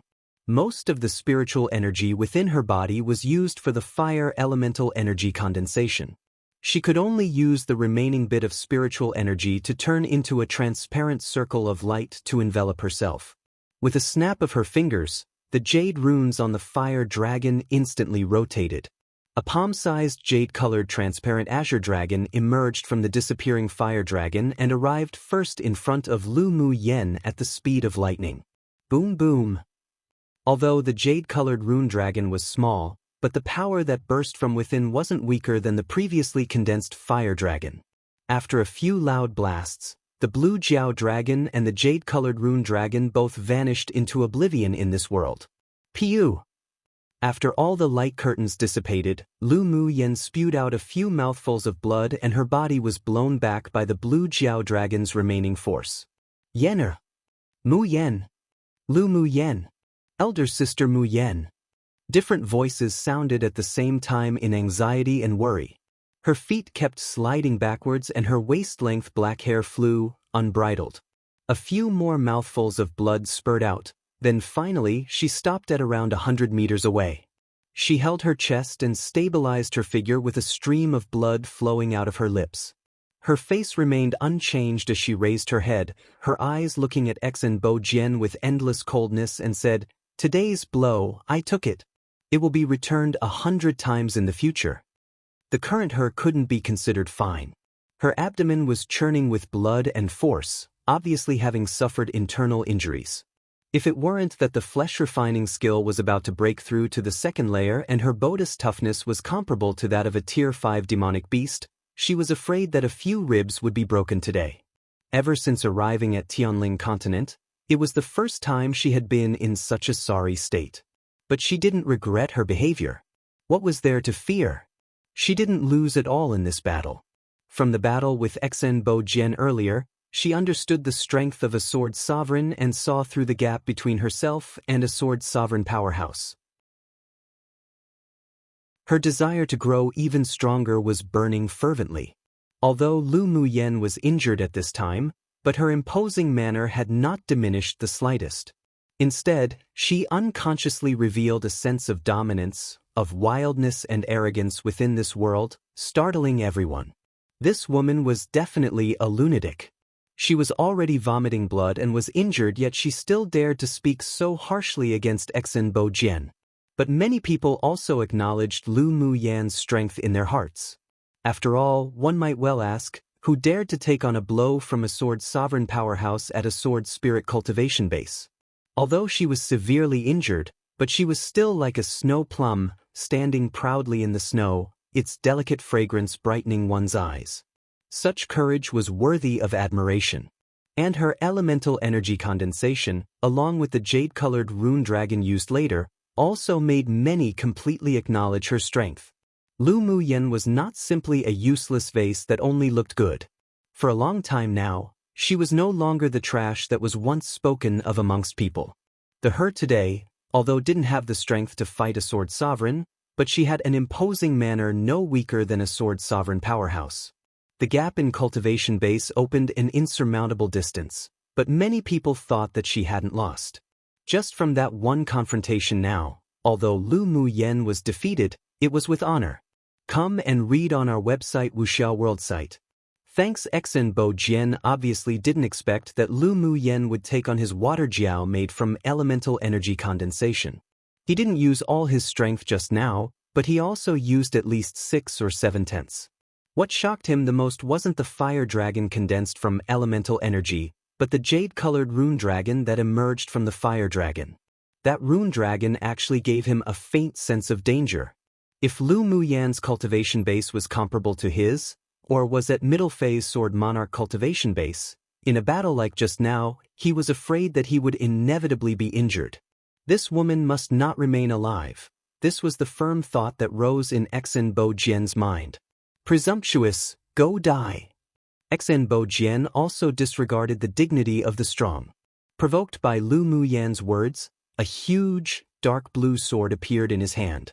He channeled 8 or 9/10 of elemental energy into it, then he swung hard.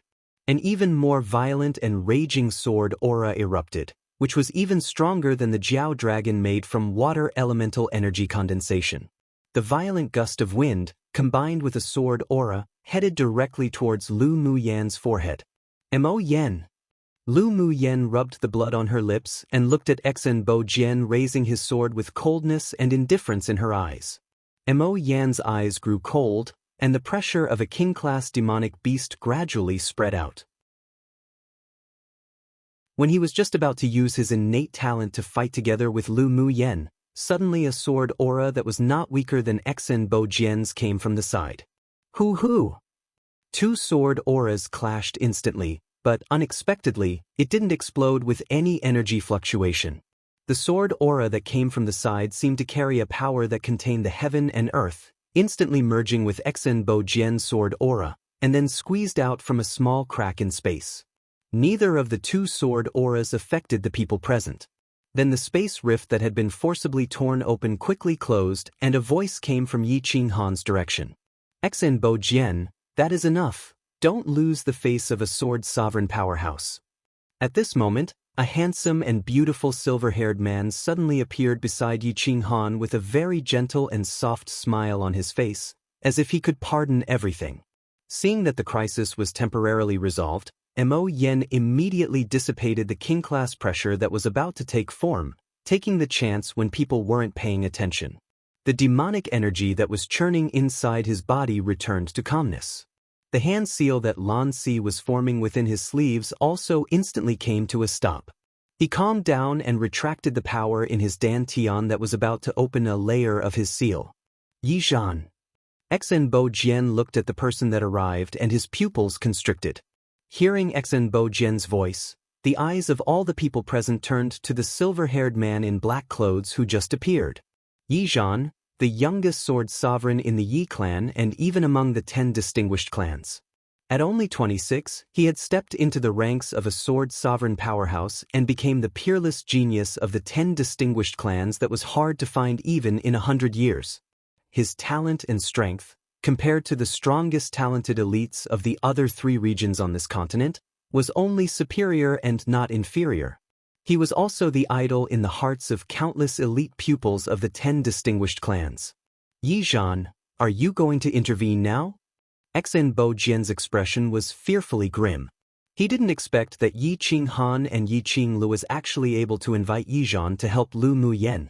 This man who was always wearing a tolerant and soft smile made Xen Bo Jian dislike him extremely. Although Yi Zhan, who had just passed 30, hadn't yet broken through sword sovereign to the next step, but even he couldn't see through the strength of this person. What made him most afraid was that Yi Zhan also had a Tier 7 spirit pet at the transformation stage. If he went against Yi Zhan today, he definitely wouldn't be his opponent. The Lu clan's little girl saved my clan's Qinglu before, so you tell me whether I should make a move or not? Yi Zhan wore a smile on his face and his voice was as clear as spring water, but it made people feel a chill for no reason. Little paternal uncle, why are you so slow? Yi Qinglu was pleased to see Yi Zhan's face and complained with a tone as if acting spoilt. Elder brother sent out a distress signal for ages already and you just arrived. Humph, otherwise elder sister Mu Yen wouldn't be hurt by that old thing. You girl, I came as soon as I received the signal. There was a hint of helplessness in Yi Zhan's eyes as he looked at the Yi clan siblings softly and lovingly.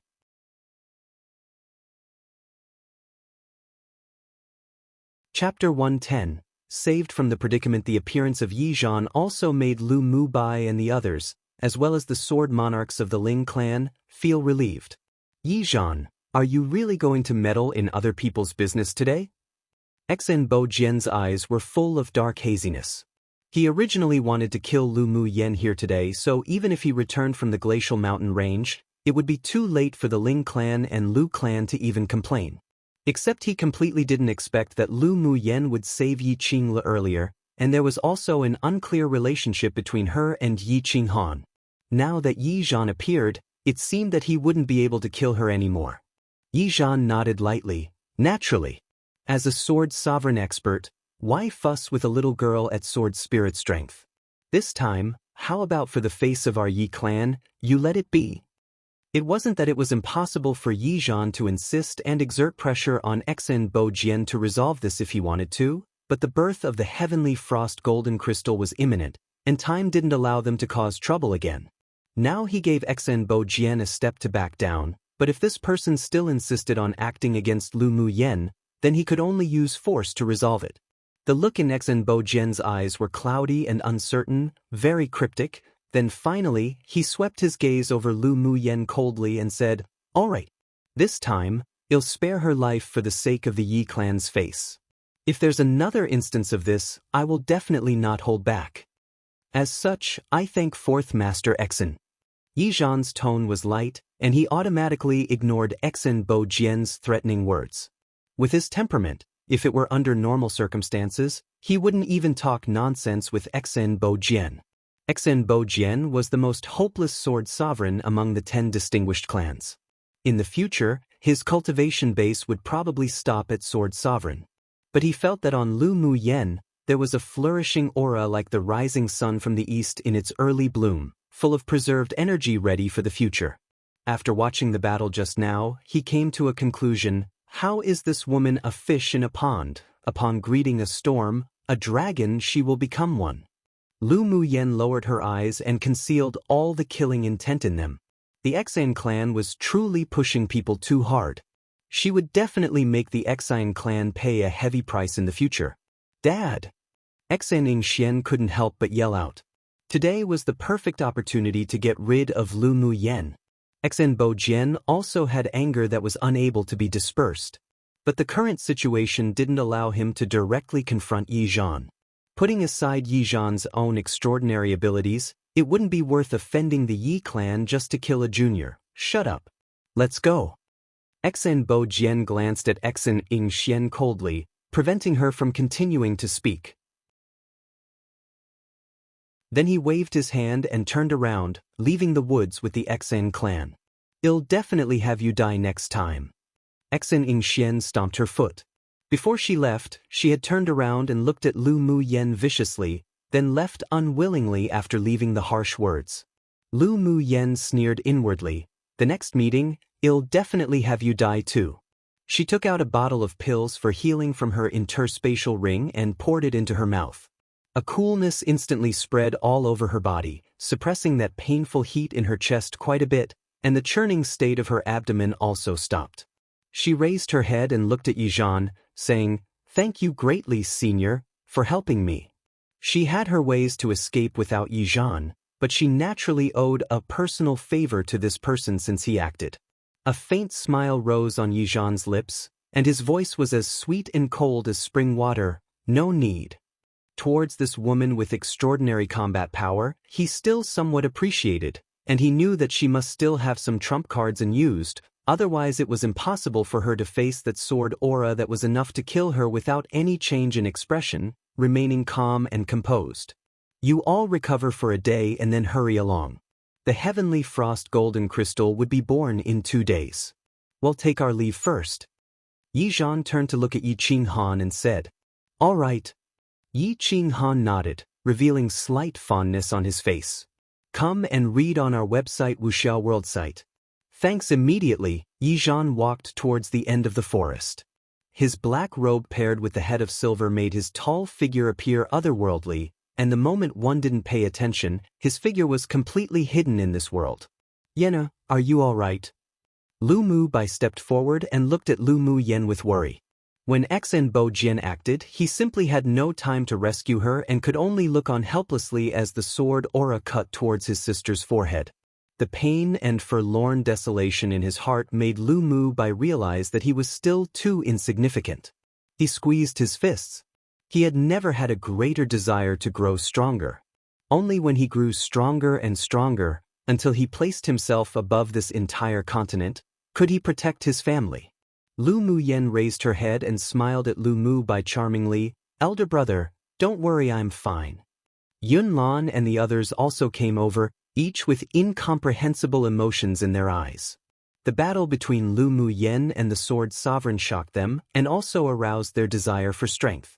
Yiqing Lu walked beside Lu Muyen and held her wrist affectionately, her eyes filled with admiration. "Elder sister Muyen, you're so amazing. In the future my little paternal uncle will no longer be my person of worship. You're the goal I want to chase after." Looking at Yiqing's less adorable, innocent smile, Lu Muyen's heart warmed.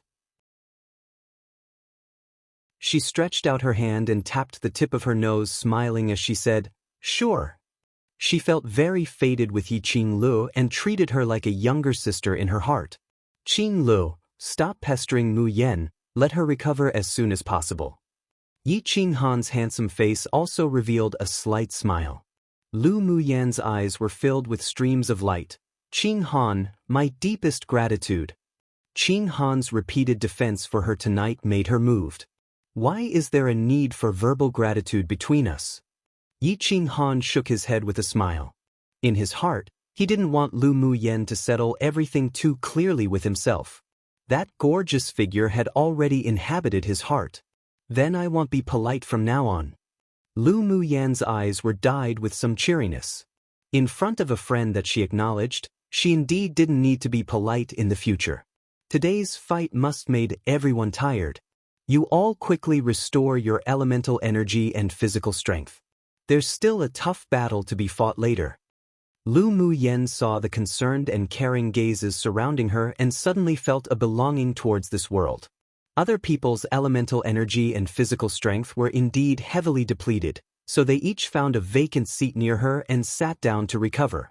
Lu Muyen walked beside a large tree and sat down, poured out a few pills again and took it. As soon as she raised her head, she met Lan Sis' gaze not far away. "Teacher Lan, the favor of you protecting me today will be repaid in the future." Lu Muyen moved her mouth silently. Lan Sis' gentle and elegant face was full of interest. This woman could surprise him every time. He opened his mouth and mouthed a few words, "I await your repayment." With amusement, Lu Muyen looked at Fox Lan, who used his gentleness, handsomeness, and elegance to hide his true nature. This man definitely wasn't as simple as he appeared on the surface. Before Yizhan acted, she felt a fluctuation of an array seal from Lan Si. She was certain that this man had hidden his strength. "All right," Lu Muyen said softly, then closed her eyes and began to recuperate. She must adjust her physical condition to its peak state within a day. She's going to take that heavenly frost golden crystal for sure. There was a strong sense of crisis in her heart. She felt that various accidents would occur in the coming battle for the heavenly frost golden crystal. The Xan clan's father and daughter might even secretly act against her. She reached out and rubbed the faintly gleaming ice bangle on her wrist. There was actually a little more connection between her and it because of that battle just now. "Ming Xiu, we're about to meet again soon." One quite self-explanatory, but the fish in a pond, is an idiom. She's no mediocre person and instead will achieve greatness.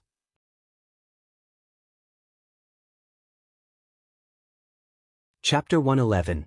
Erase marks. A day later, Lu Muyen opened her eyes. The injuries within her body had been healed by the energy-nourishing pill, and her elemental energy and physical strength had also been restored to the peak. The people in the 10 distinguished clans, except the Xan clan, got up one after the other, looking towards the end of the forest, preparing to leave under the command of the middle-aged man. "You all also get ready. We'll set off in a quarter of an hour with the 9 distinguished clans." Lan Si leapt off a big tree, casually arranged his clothes, said to the students of Yanzhou Kingdom, "Teacher, are we going to cooperate with the people from the 9 distinguished clans?"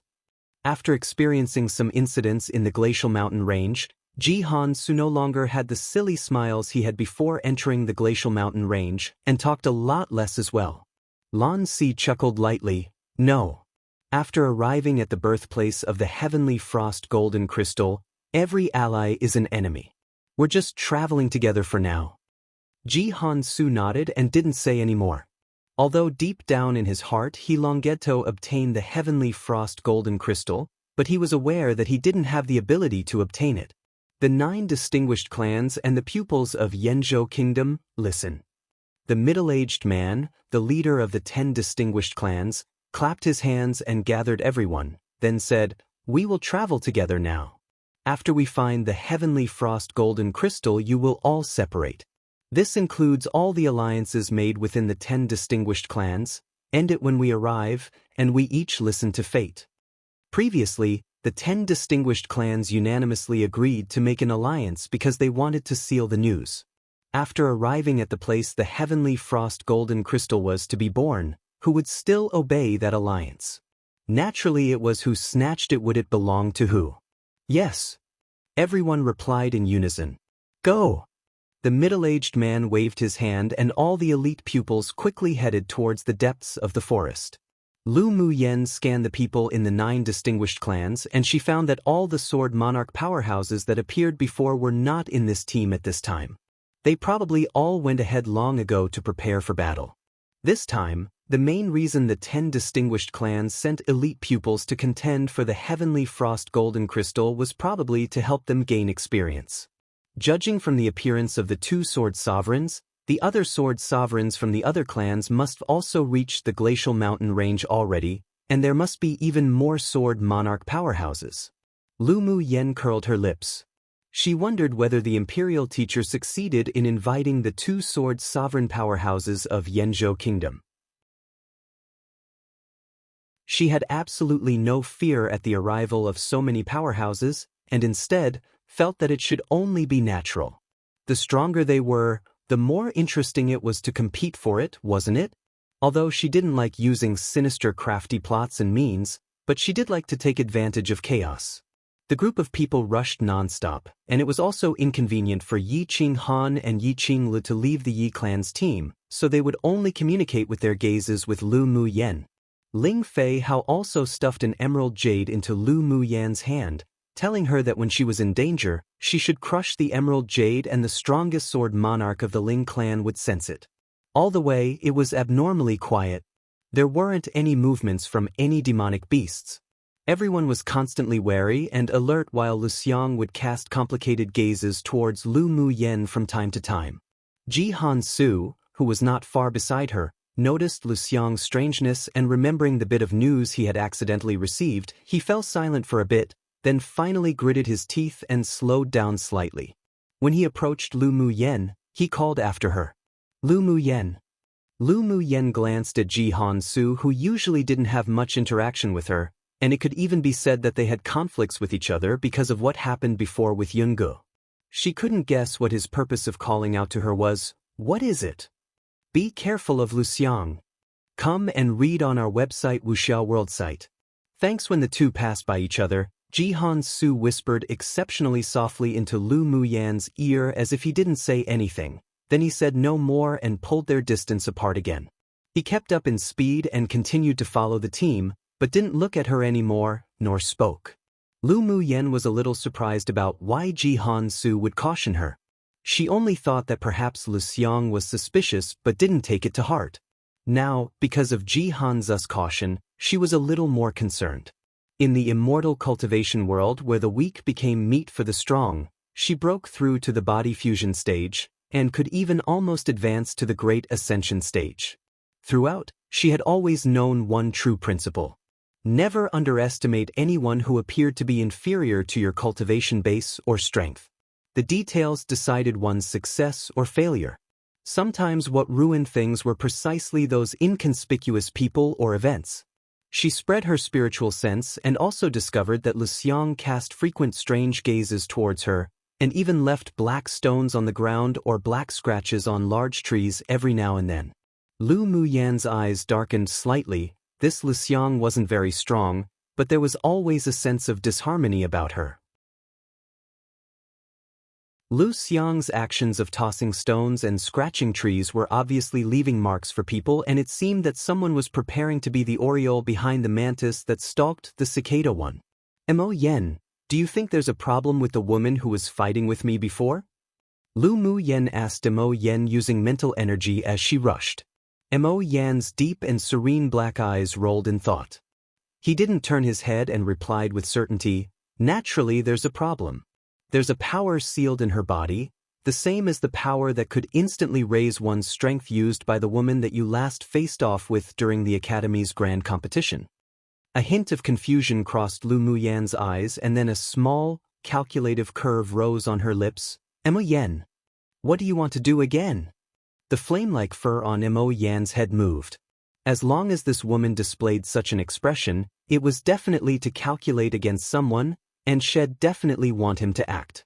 "You can erase all the secret signals she left on the way, right?" Lu Muyan obscurely looked at the stones. Lu Xiang dropped again.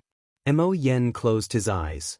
He, a dignified king of a portion of the demonic realm, to think would meet with misfortune and fall to this sort of unfavorable situation where he was ordered by a woman to do these boring things. You think if you erased their secret signals, those people won't be able to find where the heavenly frost golden crystal is?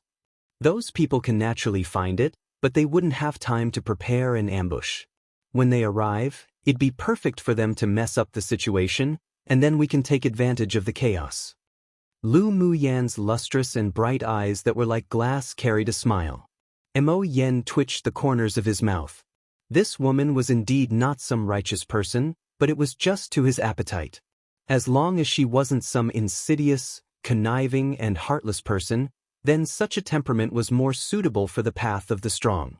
From forming a contract with Lu Muyan until now, he discovered that Lu Muyan wasn't a good person, but her personality wasn't bad. She didn't abhor evil as if her deadly foe, but definitely would never let go of people who calculated against her. She treated people with some distance and was sometimes very cunning and good at calculations, but she would treat all those that she acknowledged with sincerity and generosity. All in all, Lu Muyan's temperament changed greatly, but she was able to let those that interacted with her recognize her from their hearts. There was simply an invisible magical power that she carried, making people want to be closer to her and give their trust. After sighing, Mo Yan realized that the more he interacted with this black-bellied little woman, the less he was like that cold-hearted and indifferent person he was before, but he unexpectedly didn't dislike such changes. He closed his eyes, and a trace of demonic sense that no one noticed came out of his body, rolled up all the black stones from behind and piled them under a tree that Lu Xiang had left traces on. Aside from that tree, the black marks on all the trees in front were all erased by a powerful demonic consciousness that had been strengthened and solidified. Along the way, nothing occurred, and half a day later, when everyone arrived at the end of the forest, the earth trembled and mountains shook suddenly. Not far away, the sky was filled with 5-colored clouds that gathered. Numerous birds flew across the sky, and a beam of dazzling golden light shot straight up towards the horizon. "The heavenly frost golden crystal's about to be born. Hurry!" The leading middle-aged man shouted, then immediately turned into a stream of light, disappearing at the end of the forest. One the mantis stalks the cicada, unaware of the oriole behind classic idiom many might have heard. To be careless, coveting the gains before it but neglecting the larger danger behind. Whoever Lu Xiang words for wants to be that oriole.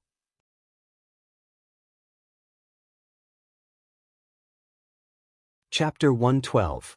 Anomalous phenomenon. One after the other, the golden light that shot directly into the sky not far away slowly dispersed, carrying a gentle energy, echoing with the 5-colored auspicious clouds in the sky. Suddenly, a colorful rainbow hung in the air, magnificent and beautiful. "Quick, go!" The leaders of the distinguished clans commanded their clan members to dash in the direction of the anomalous phenomenon. Lan Si looked in the direction with a deep gaze, then turned to the several people and said, "Let them go first. We'll go at our current speed."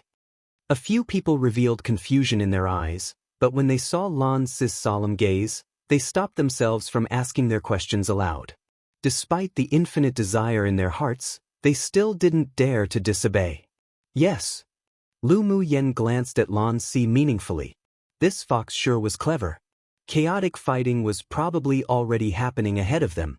As Lu Muyan expected, their speed was neither too fast nor too slow, but the distance between them and the team of the 9 distinguished clans in front of them was lengthening. After about an hour's journey, They indeed heard loud and sonorous roars one after the other, louder and louder each time. Roar! This sort of sound fluctuated high and low with different levels of pressure, but it could be heard that there were definitely countless of them, and even a wide variety. There are actually so many demonic beast roars. Xiao Ziong couldn't help but reveal surprise and speechlessness in his eyes. Since the last battle with the fire ant colony, he now particularly hated the tactic of taking turns in fighting an opponent. Now that there were so many demonic beasts, did it mean that they would have to join that sort of endless battle again? Lu Mu Yen stood beside him and chuckled as she said jokingly, "You should thank Teacher Lan's wise move, otherwise I'm afraid we'll already be fighting chaotically with the demonic beasts right now." Right now, I'm afraid it's not just humans fighting demonic beasts, but the group of demonic beasts are also fighting chaotically with each other. Yun Zimo's cold eyes were as deep as a well. "Then teacher, does it mean we don't need to go there anymore?"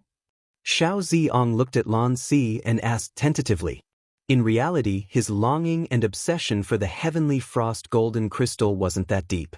Of course, if a peerless spiritual herb was being born in front of him, then he'd definitely rush in that direction, disregarding everything. Lan Si raised an eyebrow, and one couldn't hear any emotions in his tone. "What do you think?" I think we can wait until they're almost killed before going in. Isn't there a saying that goes when the snipe and clam grapple, it's the fisherman who benefits one? Xiao Xiong really hated chaotic battles. Yun Jin stretched out his hand next to him and slapped him on the head. Then he suddenly remembered the word Lu Mu Yen used to scold Xiao Ziong and couldn't help saying, "Idiot. Yun Jin, your skin's tight right now, right too? You're slapping me on the head again?" Xiao Ziong turned his head and glared at Yun Jin. The originally tense atmosphere at this moment was made a lot more relaxing because of Xiao Ziong's idiotic question. "Enough now, what sort of time is it and you're still making trouble?" Hu Fei, who had been silent the entire way, furrowed his brows and scolded the two of them. Yun Jin looked askance at Hu Fei then directly ignored him, while Xiao Ziong snorted coldly, "What's the matter with it?" Hu Fei glared at Xiao Ziong with anger. Ignorant junior. He was exceptionally upset and distracted right now. He didn't deny that he was tempted for the heavenly frost golden crystal, but he knew how much he weighed in all of this. It was simply impossible to compete with those sword sovereigns and sword monarchs, not to mention he still had a mission to accomplish. He glanced at Lu Xiang surreptitiously. Why hadn't Lord's secret envoy arrived yet? Come and read on our website Wuxia World site. Thanks. Xiao Ziong had always disliked Hu Fei, but just when he wanted to scold back, he was stopped by a look from Yun Lan. This wasn't the time for quarreling.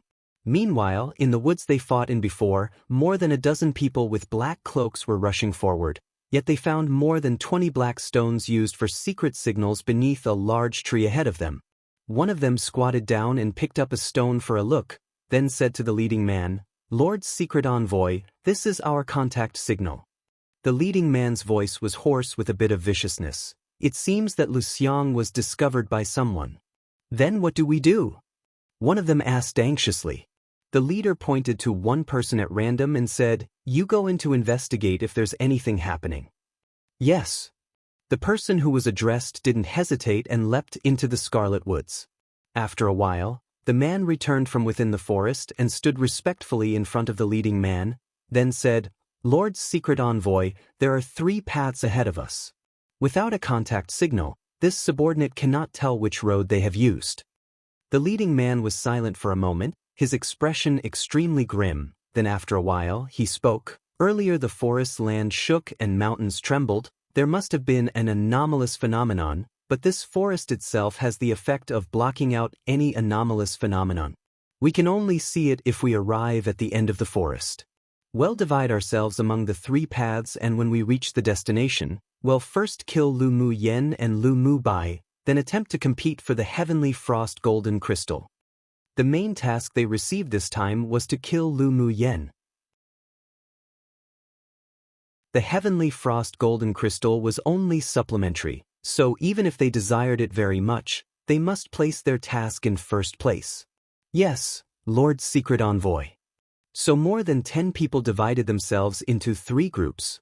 The leader wandered back and forth in front of the 3 paths for a moment before leaping into the leftmost path, and the path he chose happened to be the one taken by Lu Mu Yen and the others. Lu Mu Yen and her group, who were currently at the end of the forest, didn't stop just because of the roars of the beasts coming from ahead, and soon left the forest. But the forest was on a high cliff. As soon as one stepped out of the forest, one saw a snow-capped mountain ahead. Beginning from the middle section, it was a tall mountain composed of red rocks. Beneath was the lowest point of an open valley, the road to the tall mountain. But now there were many demonic beasts crawling forward incessantly, while also biting at each other with crimson eyes. Meanwhile, the people from the 10 distinguished clans passed through the beasts, killing them off successfully, and didn't meet with a lot of obstacles as they moved forward quickly. It's as if these demonic beasts have gone crazy. They bite and slaughter their own kind, but when they encounter people from the 10 distinguished clans, they're not very aggressive. It's too abnormal. Yun Lan stood on the cliff and observed the battle at the bottom of the valley, with confusion in his eyes. Lan Si also cast his gaze downwards, but he didn't answer immediately. Instead, he asked Lu Mu Yen with a smile, "Lu Mu Yen, what do you think?" After hearing Lan Si's question, several people all unanimously looked at Lu Mu Yen. Everyone saw her previous performance and took it all in, so now they inexplicably thought she might know. Lu Mu Yen twitched the corner of her lips and rolled her eyes at Lan Si. It wasn't like this fox didn't know, but seeing that even her elder brother cast a look of curiosity at her, she slowly said, "Don't you all hear any noise?" The several people listened quietly, and Xiao Ziong furrowed his brows, saying, "The sound of beast roars and fighting." Lu Mu Yen glanced at him speechlessly. "Listen carefully. There seems to be a very faint flute sound, faintly discernible as if a part of the wind." Yun Zmo suddenly looked towards Lu Mu Yen and said. Lu Mu Yen glanced at him appreciatively and replied, "That's right. The reason these demonic beasts are killing each other is in the sound of the flute. One basically means that a third party will benefit from the fighting between Party 1 and Party 2, taking advantage of them. 2 comes from a colloquial saying where if one's skin is tight, just slap them a few times to loosen it.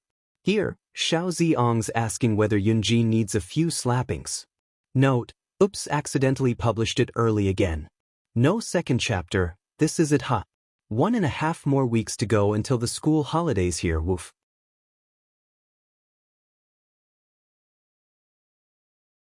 Chapter 113.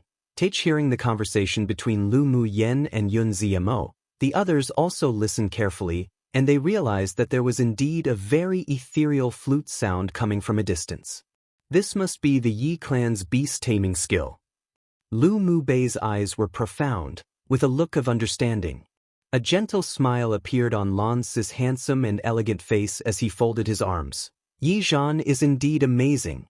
Such scale and skill, only he could exert it. Truly worthy as the Eastern region's peerless genius. Lu Mu Yen didn't express her opinion. She had seen a similar beast-taming skill back at the Beast-Tamers sect. This was different to the beast-taming incantation she obtained, but it had the same effect. However, the level of this skill was many times worse than the one she knew of. If her strength reached Sword Sovereign, or she successfully formed her core, she would also be able to achieve this sort of skill level in controlling beasts. Unconsciously, her hand touched the ice bangle again. Strength, power, a strong determination burst out from the bottom on her heart. So this turned out to be the control of Senior Yi Zhan's flute sound. How amazing! Xiao Ziong couldn't help revealing a sliver of admiration. That man was simply the legend of the Eastern region within the last 100 years. Hearing Xiao Ziong's way of address towards Yi Zhan, Lu Mu Yen suddenly realized that, aside from when Lan Si added a senior when speaking to Xen Bo Jian afterwards, regardless of who, he addressed Sword Sovereign powerhouses with their names, addressing them as equals to him. She even faintly felt that Lan Si's gentle tone carried a sense of indifference. Aside from his special appreciation for Yi Zhan, he didn't show any respect that a junior should possess towards Sword Sovereign powerhouses at all.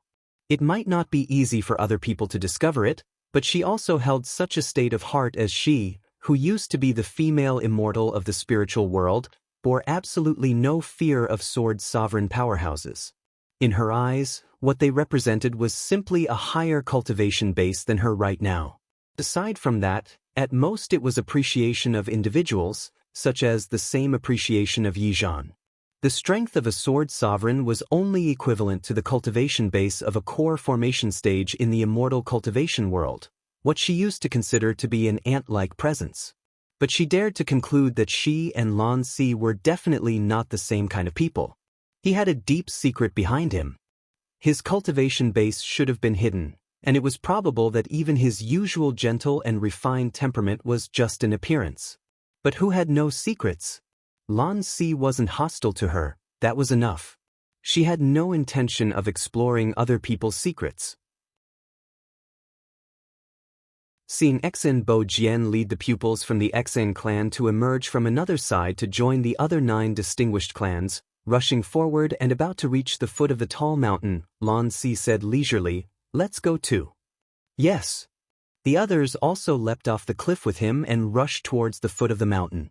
Along the way, demonic beasts fought each other while from time to time, when they saw them in their crazed state, they would also attack. But they were all easily killed by Lu Mubai and Yun Zmo, the 2 leading people. Lu Muyen looked at the rainbow hanging over the tall mountain.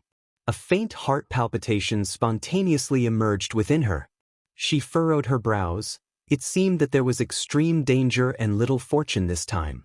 However, she wasn't afraid. Without the courageous heart to go forward, how could she hack through brambles and thorns and charge onto the path of the strong? Mo Yen, did the Tier 7 demonic beast hide itself? Lu Mu Yen discovered that since the attack from the fire ants, that sense of oppression that enveloped them in the scarlet forest gradually withdrew. With his eyes closed, Mo Yen laid on Lu Mu Yan's shoulder, and without even raising his eyelids, it must be the appearance of the human sword sovereigns that made him fear, so he hid himself.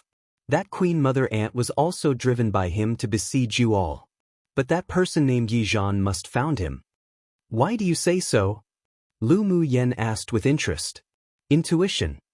After Mo Yen said that, he remained silent and rested his mind.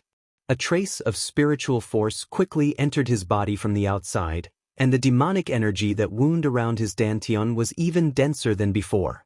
Come and read on our website Wuxia World site. Thanks. After separating from Ming Xiu, Lu Mu Yen refined a few cauldrons of pills for Mo Yen. The blood essence and cultivation base he lost was quickly remedied by the pill, and his demonic energy also accumulated not far off from advancing. If it weren't for the wrong time and place, he had already planned to find a hidden place to condense his Yaofu. Lu Mu Yen glanced at Mo Yen. Intuition? Well, she also had the intuition that the transformation stage demonic beast was definitely not easy to deal with. Because the sound of that very faint flute was still reverberating in the air, they reached the foot of the mountain with basically no hindrance along the way.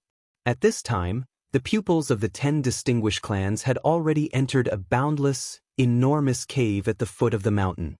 Lan Si looked at the entrance cautiously and had everyone restore their elemental energy and physical strength to its peak, then enter. A quarter of an hour later, he waved his hand and led everyone into the cave. The inside of the cave was very bright. There was only one narrow path leading to the depths, and on the 2 sides of the narrow path was surging and tumbling lava. If one accidentally fell into it, those Sword King's strength and below would definitely go meet Yamawan.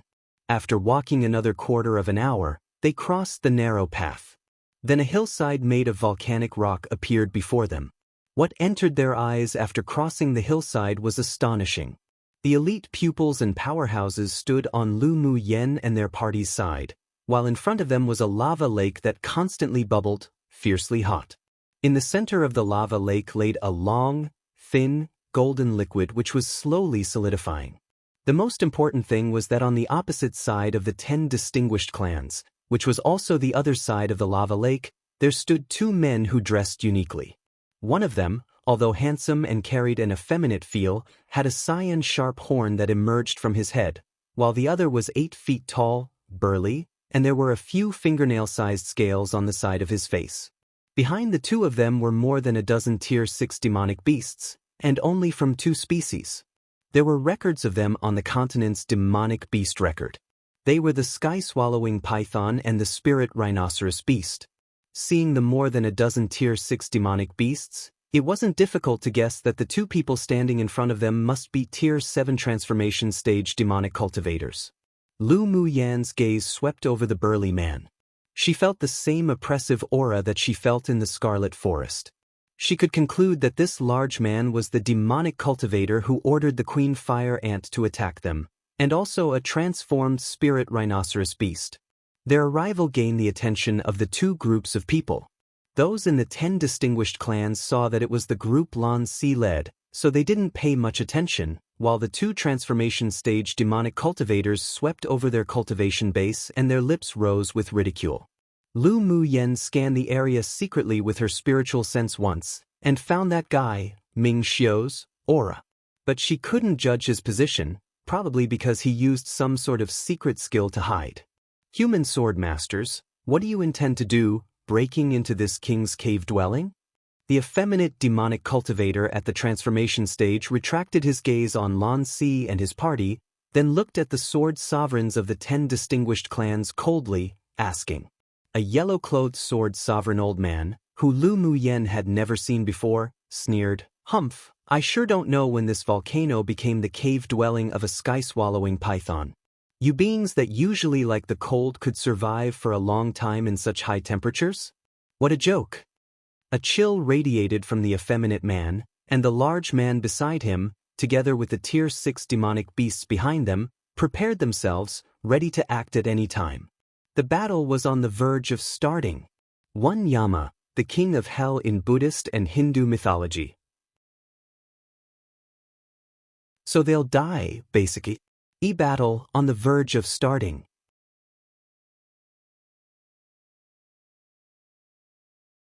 Chapter 114, Gathered Together, Snatch. The human cultivators and demonic cultivators took their own positions on either side, prepared to snatch the heavenly frost golden crystal within the lava at any time. The feminine demonic cultivator looked at the sword sovereigns of the 10 distinguished clans coldly, exuding a murderous aura. This glacial mountain range is the territory of us, demonic cultivators. It is already unforgivable that you all have intruded without permission, now to think you even want to compete for the heavenly frost golden crystal. You are truly indulging in the wildest fantasies. Ha! A barefooted, tall human sword sovereign laughed aloud, and looked at them with ridicule, saying, "With just you 2 initial phase transformation stage demonic beasts and you dare to spout such nonsense, it truly is laughable. This old man just so happens to lack a high-level mount, so he'll capture you both later, then let's see how tough your mouth is." The ancestor of the Shui clan sneered, his murky eyes revealing a sharp glint. Hearing his words, the face of the burly man beside the feminine man grew grim. He raised his hand and pointed. A powerful whirlwind erupted from his fingertips, shooting directly towards the Shui clan's ancestor, seeking death. The Shui clan's ancestor snorted, and with a casual release of his hand, a palm-sized emerald qilin one flew out from his hand. When it landed in midair, it suddenly grew bigger and emitted a faint green light. The powerful whirlwind was instantly blocked by the emerald qilin, dissipating in midair. Then the qilin also returned to the size of a palm and landed in the hands of the Shui clan's ancestor. The one human and one demon was simply sounding each other out. The burly man laughed aloud. "Your magic tool is just as come and see this king's." The burly man's claws grabbed, and 2 cyan lights suddenly flew out from the depths of the cave. Then 2 sledgehammers filled with cyan qilin patterns landed in his hands. He flew up and slammed down a few times from midair, down at the Shui clan's ancestor. From the sledgehammer flew out hammer prints condensed from demonic energy, falling straight down onto the head of the Shui clan's ancestor. Demonic cultivators didn't only rely on their powerful bodies and innate talents and skills to fight. They could also control humans' magic tools, and many high-level transformation stage demonic cultivators would also infiltrate among the humans and pay a certain high price to request high-level smiths to refine magic tools suitable for them. This Wang Lin hammer held by this burly man was made by a grade 3 smith in the eastern region, extremely powerful. The Shui clan's ancestor narrowed his eyes and exhaled a breath of essence. The emerald qilin in his hand radiated a brighter dazzling green light, automatically flew out of his palm, and fell on his head to form a green barrier. Boom boom. The hammer prints all fell on and hit the emerald qilin, releasing a few loud noises. Then the hammer prints slowly faded away and a crack appeared on the emerald qilin. The Shui clan's ancestor furrowed his brows as he retracted his magic tool, staring deeply at the two giant hammers in midair with the burly man. The magic tool refined by Great Master Ning is indeed extraordinary. Great Master Ning was very famous in the eastern region. Although he was only a grade 3 smith, but every magic tool he produced was all of the finest quality. They could even match the magic tools refined by a grade 4 smith in terms of perfect attributes. Except he had a weird personality as he rarely made magic tools for human cultivators, and instead cooperated with demonic cultivators more often. Great Master Ning is better than your group of greedy and hypocritical humans. Speaking of Great Master Ning, the burly demonic cultivator man revealed some respect in his eyes. Lu Muyen looked at the two giant hammers with great interest. This pair of spirit treasures was indeed extraordinary. Not only was there excellent heat control during refining, but several materials suitable for demonic cultivators were also added, allowing it to be even more powerful. Compared to Huoxiao, he was indeed much stronger. When she had the chance, she sure wanted to visit Great Master Ning. So you are all prepared to battle then? The previous barefooted human sword sovereign's face was full of battle intent. The large demonic cultivator man held the giant hammers in his hand and said arrogantly, "It was just a warm-up just now, why in such a hurry? Wouldn't it be even more interesting when the heavenly frost golden crystal's born? Come and read on our website Wuxia World site. Thanks, they're delaying time." Mo Yan's voice resounded in Lu Mu Yan's sea of consciousness. Lu Mu Yan also noticed that although the demonic cultivators on the opposite side acted, they didn't have much battle intent. Do they have some sort of trump card? Or are they waiting for reinforcements? A faint light of unidentifiable emotions lit in Mo Yan's indifferent eyes. The transformation stage demonic cultivators in the center ring is probably coming over here right now. These two demonic cultivators probably wanted to take it all for themselves before, but now that they're facing 8 sword sovereign human powerhouses, they had no choice but to spread the news of the heavenly frost golden crystal. Lu Mu Yan nodded. This time, aside from the Ling clan and the Nineth-ranked Wu clan, the other 8 clans of the 10 distinguished clans had all sent sword sovereigns to hold their grounds. The heavenly frost golden crystal's about to take shape. Lu Mu Yan's solemn gaze swept towards the liquid that had already become dark golden in the center of the lava. Mo Yan's gaze on the heavenly frost golden crystal also revealed some fiery desire. This thing, for humans, was only one of the best materials for refining magic tools, but to them, demonic beasts, it was the best spiritual item of heaven and earth for shaping and tempering their yaofu, as well as tempering their body. As long as the heavenly frost golden crystal was refined and absorbed into their demonic bone and demonic marrow, the strength and toughness of the demonic beast's body would rise a level. More importantly, it was an invincible existence for when one wanted to break through their bottleneck. In other words, as long as the heavenly frost golden crystal was left to refine when they were breaking through, then regardless of what bottleneck it would be a useless bottleneck. Unfortunately, a demonic beast could only use the heavenly frost golden crystal twice. Once could be used to forge and temper their yaofu and support it to rise in level to heavenly quality, and another time could be used beneath tier 9 to break through the bottleneck and successfully advance. Humph, you want to delay time to wait for the demonic cultivators of the center ring to come support you? Too late. The barefooted large man and the other sword sovereigns had all lived for almost 100 years, so their scheming was naturally not lacking. They could also see through the two demonic cultivators' intentions.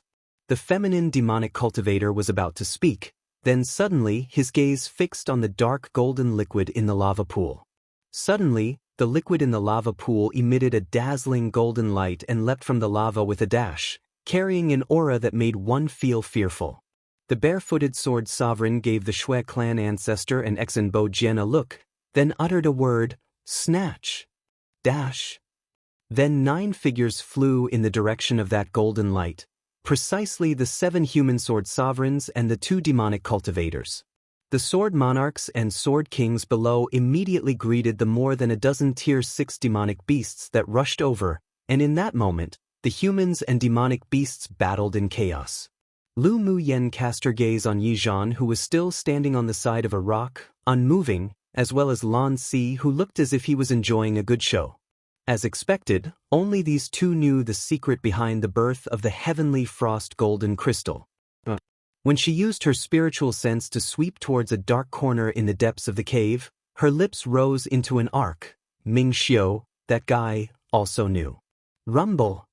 Sound after sound of the rapid running of demonic beasts landed.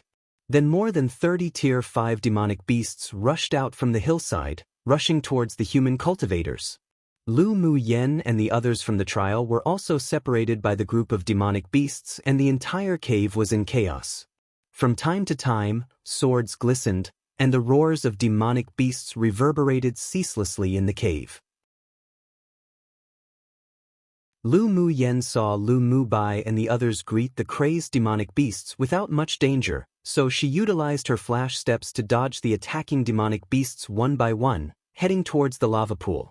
When she was approaching the edge of the lava, she felt a chill behind her. Her eyes grew cold, and she tapped her toes, shifting her position several times to avoid a sword aura sneak attack from the rear. The moment she turned around, Lu Muyen saw Lu Xiang look at her with full killing intent, then fly towards her, waving her sword to attack without hesitation. Wan Qilin, a mythical creature of ancient China thought to be wise and fair and powerful. Often depicted with one horn and translated as unicorn, but unicorn is translated differently in China.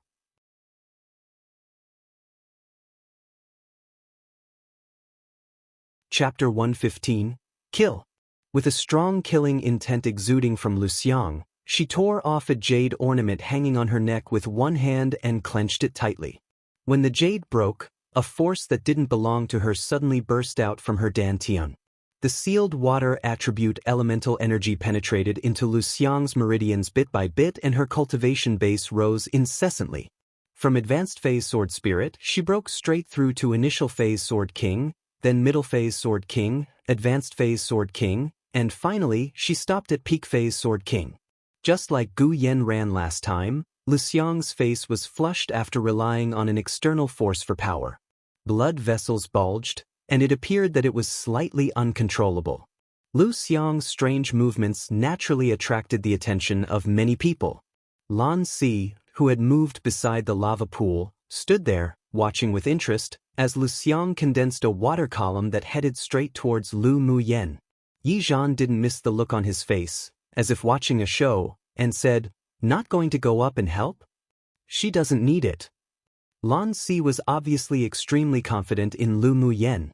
A strange brilliance flashed past in Yi Zhan's deep black eyes that seemed to pardon thousands and possess great wisdom. He casually swept over Lu Xiang. This method of using external force to advance one's cultivation base was extremely harmful to oneself, and she couldn't be Lu Muyen's opponent either. "Aren't you going to snatch the heavenly frost golden crystal?" Lan Si asked with a smile when he saw Yi Zhan cast his eyes on the battle between Lu Muyen and Lu Xiang. Yi Zhan's voice was light. "And why don't you go snatch it?" Lan Si looked up at the sword sovereigns who chased after the golden rays of light not far away as they battled each other.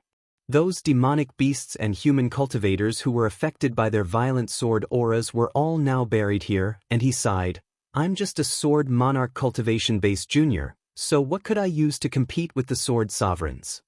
Yi Zhan smiled meaningfully. "Is that so? Then I won't be polite later." Lan Si had a gentle and harmless smile on his handsome and elegant face, and both of them knew what it meant by "won't be polite later." Within the crowd, Lu Muyen took out the golden long whip and directly greeted Lu Xiang's attack. Although this woman appeared to be at peak phase Sword King, but she only had the combat power of a middle-phase sword king and her experience was even more lacking. The water column that flew out was turned into countless droplets by the snaps of her golden long whip. Lu Mu Yen, today I'll first ruin your dantian to avenge Yen Ran, then send you to pass on. It's an honor for you to die in the birthplace of such a spiritual item such as the heavenly frost golden crystal. Lu Xiang kept forming seals with her right hand. Waves upon waves of elemental energy within her, as if wanting to burst, maniacally channeled into the long sword she held, and she smiled sinisterly at Lu Mu Yen. Lu Mu Yen sneered. This woman's brain must been muddled.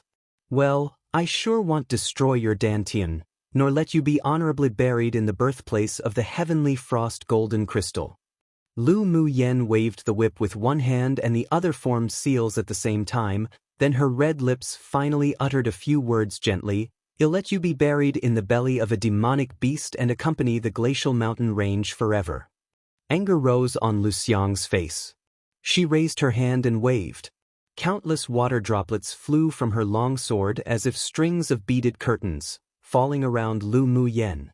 The crystal drops of water resembled chains of beads strung together with elemental energy, each emitting a faint blue light, but not falling down. It formed an ellipse that enclosed Lu Mu Yen. The elemental energy within Lu Xiang's body was slowly drained. She knew that she wouldn't be able to maintain the peak phase sword king cultivation base for long. When the borrowed power in her body was consumed, she wouldn't be Lu Mu Yan's opponent. Therefore, after the tentative attacks, she mobilized the elemental energy within her entire body and used her strongest killer move. Success or failure would depend on this move. Lu Mu Yen felt that every drop of water on the beaded curtains surrounding her carried vast and boundless elemental energy. It was a manifestation of the elemental energy condensation, but this condensation was formed from that mysterious power that Lu Xiang borrowed within her, so it would last no more than a quarter of an hour. She watched the beaded curtains shrink, carrying the power capable of destroying the sky. As long as one touched it, it would explode completely. She no longer hesitated, put away the golden long whip, stopped forming hand seals, and stretched out a wrist, opening her palms. Come and read on our website Wuxia World site. Thanks, an icy whirlwind rolled out of her palm and dispersed in all directions. Tinkle.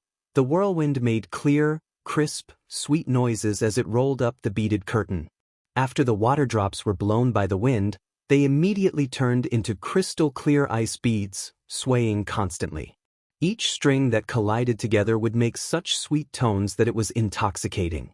When the humans and demonic beasts that battled near Lu Mu Yen and Lu Xiang heard the sound, they were dazed for a bit, as if indulged in it. Lu Xiang felt as if the elemental energy in her body was frozen, and she fell into a trance for a moment. Who knew that the moment she was in a trance, a white shadow passed through the beaded curtain and landed right in front of her. Her eyes grew wide, and she wanted to stab Lu Mu Yen with her sword, but who would have expected that her movements were exceptionally slow? Horror rose on her face unconsciously.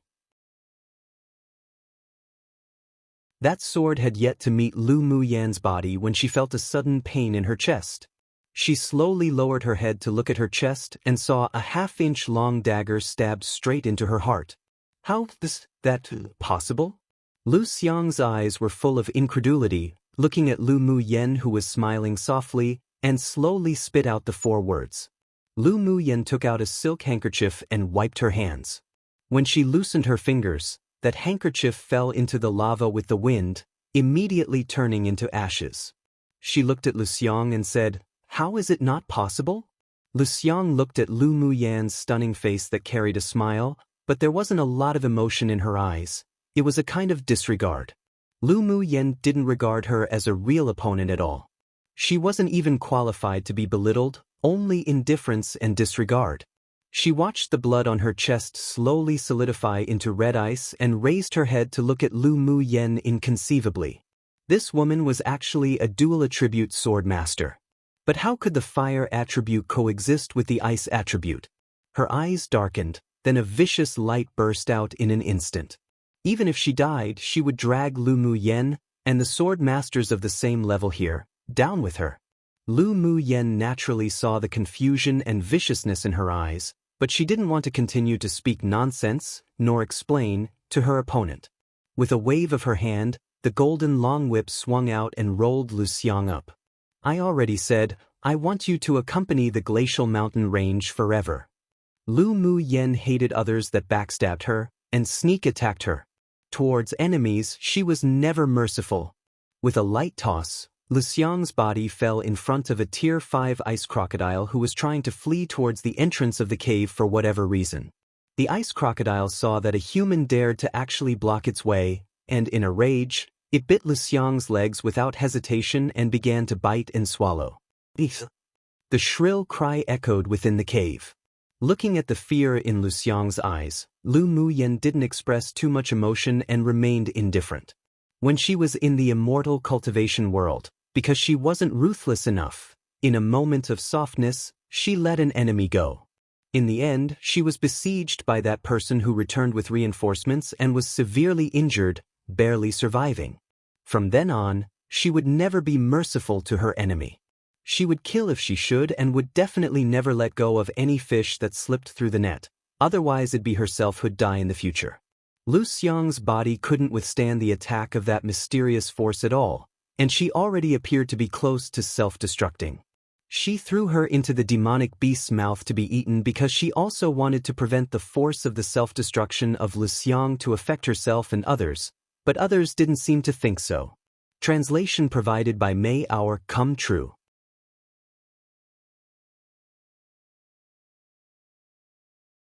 Chapter 116. This highness will take it. When the shrill screams echoed in the cave, many people couldn't help but cast their eyes on Lu Xiang, who was being eaten by the ice crocodile. Then their gazes shifted to Lu Muyen. She stood on a high rock in spotless white clothes with an indifferent expression, holding a golden long whip. Behind her, the frozen water elemental energy beaded curtain broke inch by inch, turning into light blue powder, scattering in the air. Many people cast disapproving glances at her. Lu Xiang used an external force to increase her cultivation base to kill Lu Muyen, so she deserved to die, but why did Lu Muyen kill her and also throw her in front of a demonic beast to eat? Such an approach was too cruel. This was the thought of many of the pupils of the 10 distinguished clans. The good feelings and admiration for Lu Muyen they originally had instantly faded, and there was even a faint dislike. Lu Muyen didn't care about other people's opinions, nor explained. She turned around to avoid the crazy demonic beasts and landed beside the lava, standing there quietly. Lu Muyen, they think you're too cruel. Lan Si watched her emotionless expression as she stood beside him. He revealed a gentle smile as if knowing why she did it, and didn't have a trace of disgust. Instead, a kind of appreciation rose from his heart. He had seen countless women. They were either cruel, either kind, either gentle, either hypocritical, either arrogant or the like, but there had never been a woman who constantly refreshed his understandings like Lu Muyen. Lu Muyen didn't move, staring at the bubbling hot lava, and then whispered after a bit, "Doesn't matter." Yizhan looked askance at the girl beside her. His eyes that were boundless and deep like the sea fluctuated slightly. The gazes of Yi Qinghan, Yun Lan and the others that were cast on Lu Muyen were all very soft, and they weren't disgusted by what she had done just now. Lu Xiang was just looking for death, so who could she blame? Bang! Following the shrill screams and the roar of the demonic beasts in the cave, the surrounding rocks shook and an explosive sound with dense, strong elemental energy resounded throughout the cave. The humans and demonic beasts currently fighting all looked in the direction of the ice crocodile with lingering fear. At this time, the place had been razed to the ground and the flesh and blood of more than a dozen Tier 5 demonic beasts splattered across the area.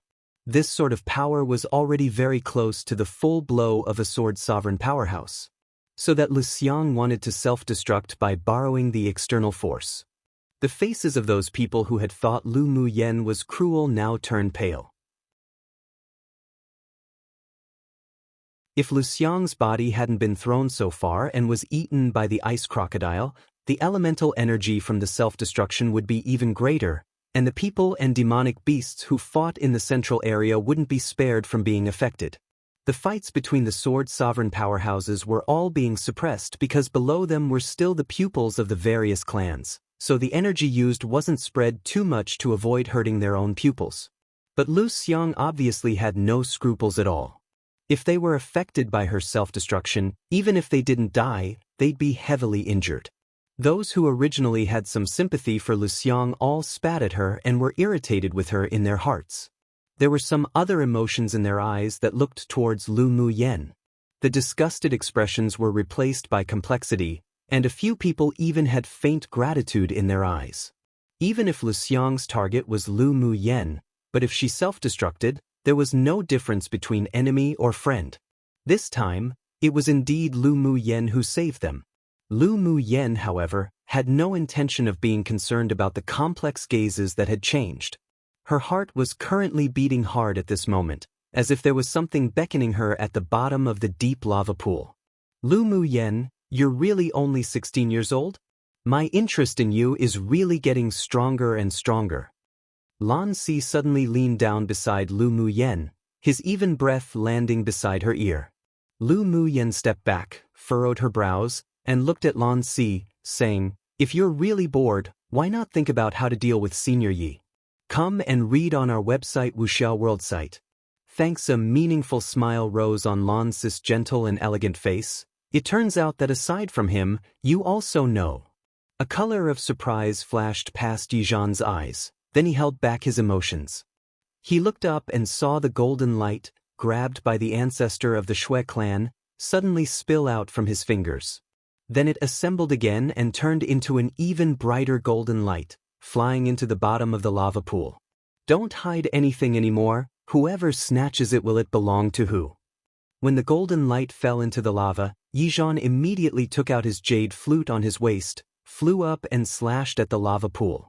Lan Si also put away the smile on his face, took out his long sword and swung a strong sword light at the lava. Meanwhile, the sword sovereigns who were fighting in the distance looked at each other in confusion.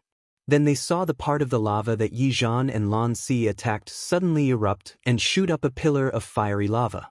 The pillar of fire held a spar with a dark golden appearance but flowing golden liquid in the middle. Instantly, the magnificent and beautiful rainbow that was above the mountain suddenly appeared above the pillar of fire, then turned into a seven-colored stream of light, scattering onto the dark golden spar. The flowing golden liquid in the spar instantly solidified and a layer of soft light enveloped it, radiant and colorful, truly breathtaking. A faint fragrance spread from the heavenly frost golden crystal, filling the entire cave. This, is the birth of the heavenly frost golden crystal. A sword sovereign watched the formation of the heavenly frost golden crystal in amazement, then flew over immediately. 7 other light figures flew out, following him. Except their speed was still a few steps behind 2 figures, one black, one blue, that were already approaching the top of the pillar of fire. Lu Muyan's eyes brightened. She continued to form seals with one hand as she tapped her foot lightly and flew towards the pillar of fire. She slapped out a palm and an icy hurricane engulfed the surrounding fire. No one noticed that a transparent jade-colored rune was quietly fused with the ice elemental energy condensation hurricane, surreptitiously blasting towards the pillar of fire. And that pillar of fire that rose towards the sky, together with the heavenly frost golden crystal it birthed, was instantly wrapped in a layer of frost and turned into an ice pillar. Yizhan furrowed his brows. He slashed his flute again and a soft light, as if encompassing everything, whizzed out, slashing straight towards the top of the ice pillar, cutting off the ice-enveloped heavenly frost golden crystal. Lan Si's lips curled up and the long sword in his hand sliced down at the same time, carrying with it a power as if capable of destroying the heaven and earth.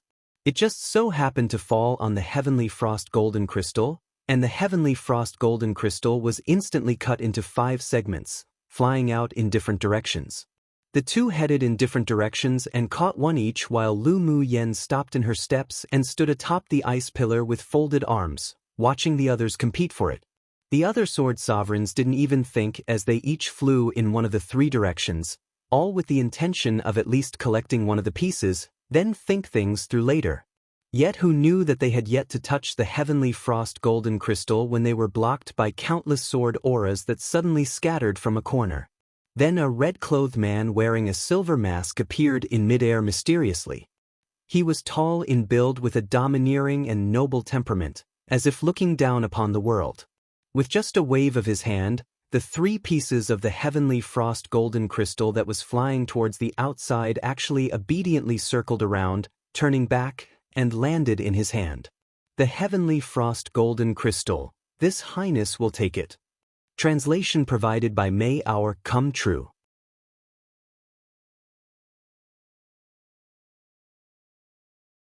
Chapter 117, Jealous Note, unedited as I needed to do something. Will edit updated version ASAP later today in midair. Ming Xiu stretched out his arm and held the 3 frozen heavenly frost golden crystal in his hands. He looked indifferently and coldly at the sword sovereigns, glaring as if a tiger eyeing its prey. He held up a piece of heavenly frost golden crystal to play with, looking down with a bit of tease in his eyes, and said in an extremely arrogant tone, "This heavenly frost golden crystal is in this highness' hands. If you want them, come get it." Humph! From where did such an arrogant person come out from? You and I are both sword sovereigns. With you alone you want to provoke us all. You truly are courting death. The Shui clan's ancestor looked at the red-clothed man in the sky with cold eyes. This man gave him a sense of oppressive danger. But the heavenly frost golden crystal's attraction was simply too great. He suggested to the other sword sovereigns and demonic cultivators, "Let's go together. Whoever obtains the heavenly frost golden crystal will it be whose?" His words made the other sword sovereigns and demonic cultivators interested, and they flew up together, surrounding Ming Xiu, phenobiliated their elemental energy together to utilize their magic tools, wanting to kill him first, then obtain the heavenly frost golden crystal. Yizhan, who was standing by the lava, didn't join the siege of Ming Xiu. His gaze was deep and far-reaching. Seeing Lan Si walk to the side with a piece of heavenly frost golden crystal, he unconsciously said, "That person is very strong." Lan Si meaningfully swept his gaze over to Lu Mu Yen, who stood atop the ice pillar, watching the battle fixedly. Then he cast his gaze on the silver-masked, red-clothed man. Those people are all sending themselves to their deaths. The indifference in Ming Xiu's eyes didn't fade despite being surrounded, as if these sword sovereigns were irrelevant to him. They were being underestimated. This was the first feeling of the several sword sovereigns. "Go!" The ancestor of the Shui clan narrowed his eyes and brandished a red silk ribbon from within his sleeve. This was his high-grade spirit treasure. Every time it was brandished, it had never been in a disadvantage as it trapped sword masters within the red silk. Although it couldn't trap one for long, but it was enough for him to kill the person. Following the ancestor of the Shui clan, all the sword sovereigns who besieged Ming Xiu either swung their swords in anger or attacked using their spirit treasures. In an instant, in midair, the cave lit up with various colors, carrying strong pressure. The demonic beasts and sword masters below all felt extremely suppressed and difficult to move. A light curve appeared on Ming Xiu's lips, and a golden longsword appeared in his hands. His eyes sharpened and merely waved his sword casually. A violent metal attribute elemental energy sword aura flew from the longsword, forming 9 golden hurricanes, slashing straight towards the 7 humans and 2 demonic beasts. The hurricane formed by the sword aura swept past, and the sword auras that flew towards him collapsed one after the other. Their spiritual treasures also grew dim and returned into the hands of the few people. With disregard in his eyes, he slashed down again. A cyclone exploded from his long sword, then turned into 9 golden rays of light, shooting directly hitting the 7 humans and 2 demonic beasts. The 7 humans and 2 demonic cultivators all revealed horror in their eyes and immediately took out their defense-type magic tools to block, or slash their swords in return. 7 cord rays of light exploded in midair, and the overflowing violent elemental energy instantly spread and affected those below. Yizhan's brows furrowed when he saw this, then took off a red jade pendant he wore and threw it above the elite pupils of the 10 distinguished clans. The red jade pendant suddenly grew numerous times larger, forming a powerful shield, and the overflowing 7-colored elemental energy rays of light fell on the pendant, but only made it shake a little, then dispersing. The elite pupils of the 10 distinguished clans below all heaved a sigh of relief. If they were hit by the various 7-colored rays of light, they would have to remain here forever. Pu. The result of the battle in midair came quickly. After the 7 humans and 2 demonic cultivators met the 9 golden sword auras, they all, more or less, suffered internal injuries and couldn't help spouting out a mouthful of blood. Come and read on our website Wuxia World site. Thanks what? The elite pupils below continued to fight the demonic beasts while observing the battle above. But a scene that caused an uproar and made them dumbfounded occurred. The elders in their clans were actually all beaten back by that red-clothed, devilishly handsome man with 1 slash, and were even injured. This was simply inconceivable. Everyone only had one thought in their minds at this time. Just who was this man? What cultivation base? Simply too strong. Lu Mu Yen couldn't help revealing surprise in her eyes. She had known long ago that this man, Ming Xiu, was very strong, but she didn't expect he would be this strong. However, when this guy was at Sword Monarch, he could already slay a Sword Sovereign. Now he was already at a Sword Sovereign cultivation base, plus, after taking the Foundation Establishment pill and washing his marrow, wiping out same-level Sword Sovereigns was naturally possible. Lupu Mu Yen, do you know the Hall Master of the 9-layer Hall? Lan Si had always been observing Lu Mu Yan's expression, and when he saw her reveal a touch of understanding, he leapt up onto the ice pillar and asked with a smile. Lu Mu Yan looked at him in confusion and asked instead, 9-layer Hall? Hearing Lan Si's tone, Ming Xiu should be the Hall Master of the 9-layer Hall, but she had never heard of this name. The 9-layer Hall is a great entity on Tianling continent, and also the real controller behind the Ming Chamber of Commerce Alliance. And that red-clothed man with a mask is the Hall Master of the 9-layer Hall. Seeing Lu Mu Yen with a puzzled expression that didn't seem to be fake, Lan Si didn't hide anything. Lu Mu Yen concealed her emotions and asked with a smile, "What's his name?" There were deep secrets hidden in Lan Si, and perhaps even his identity as an academy teacher is also fake. Being able to recognize Ming Xiu also meant that he must not be ordinary. Don't know. Others all called him His Highness Monarch Ming.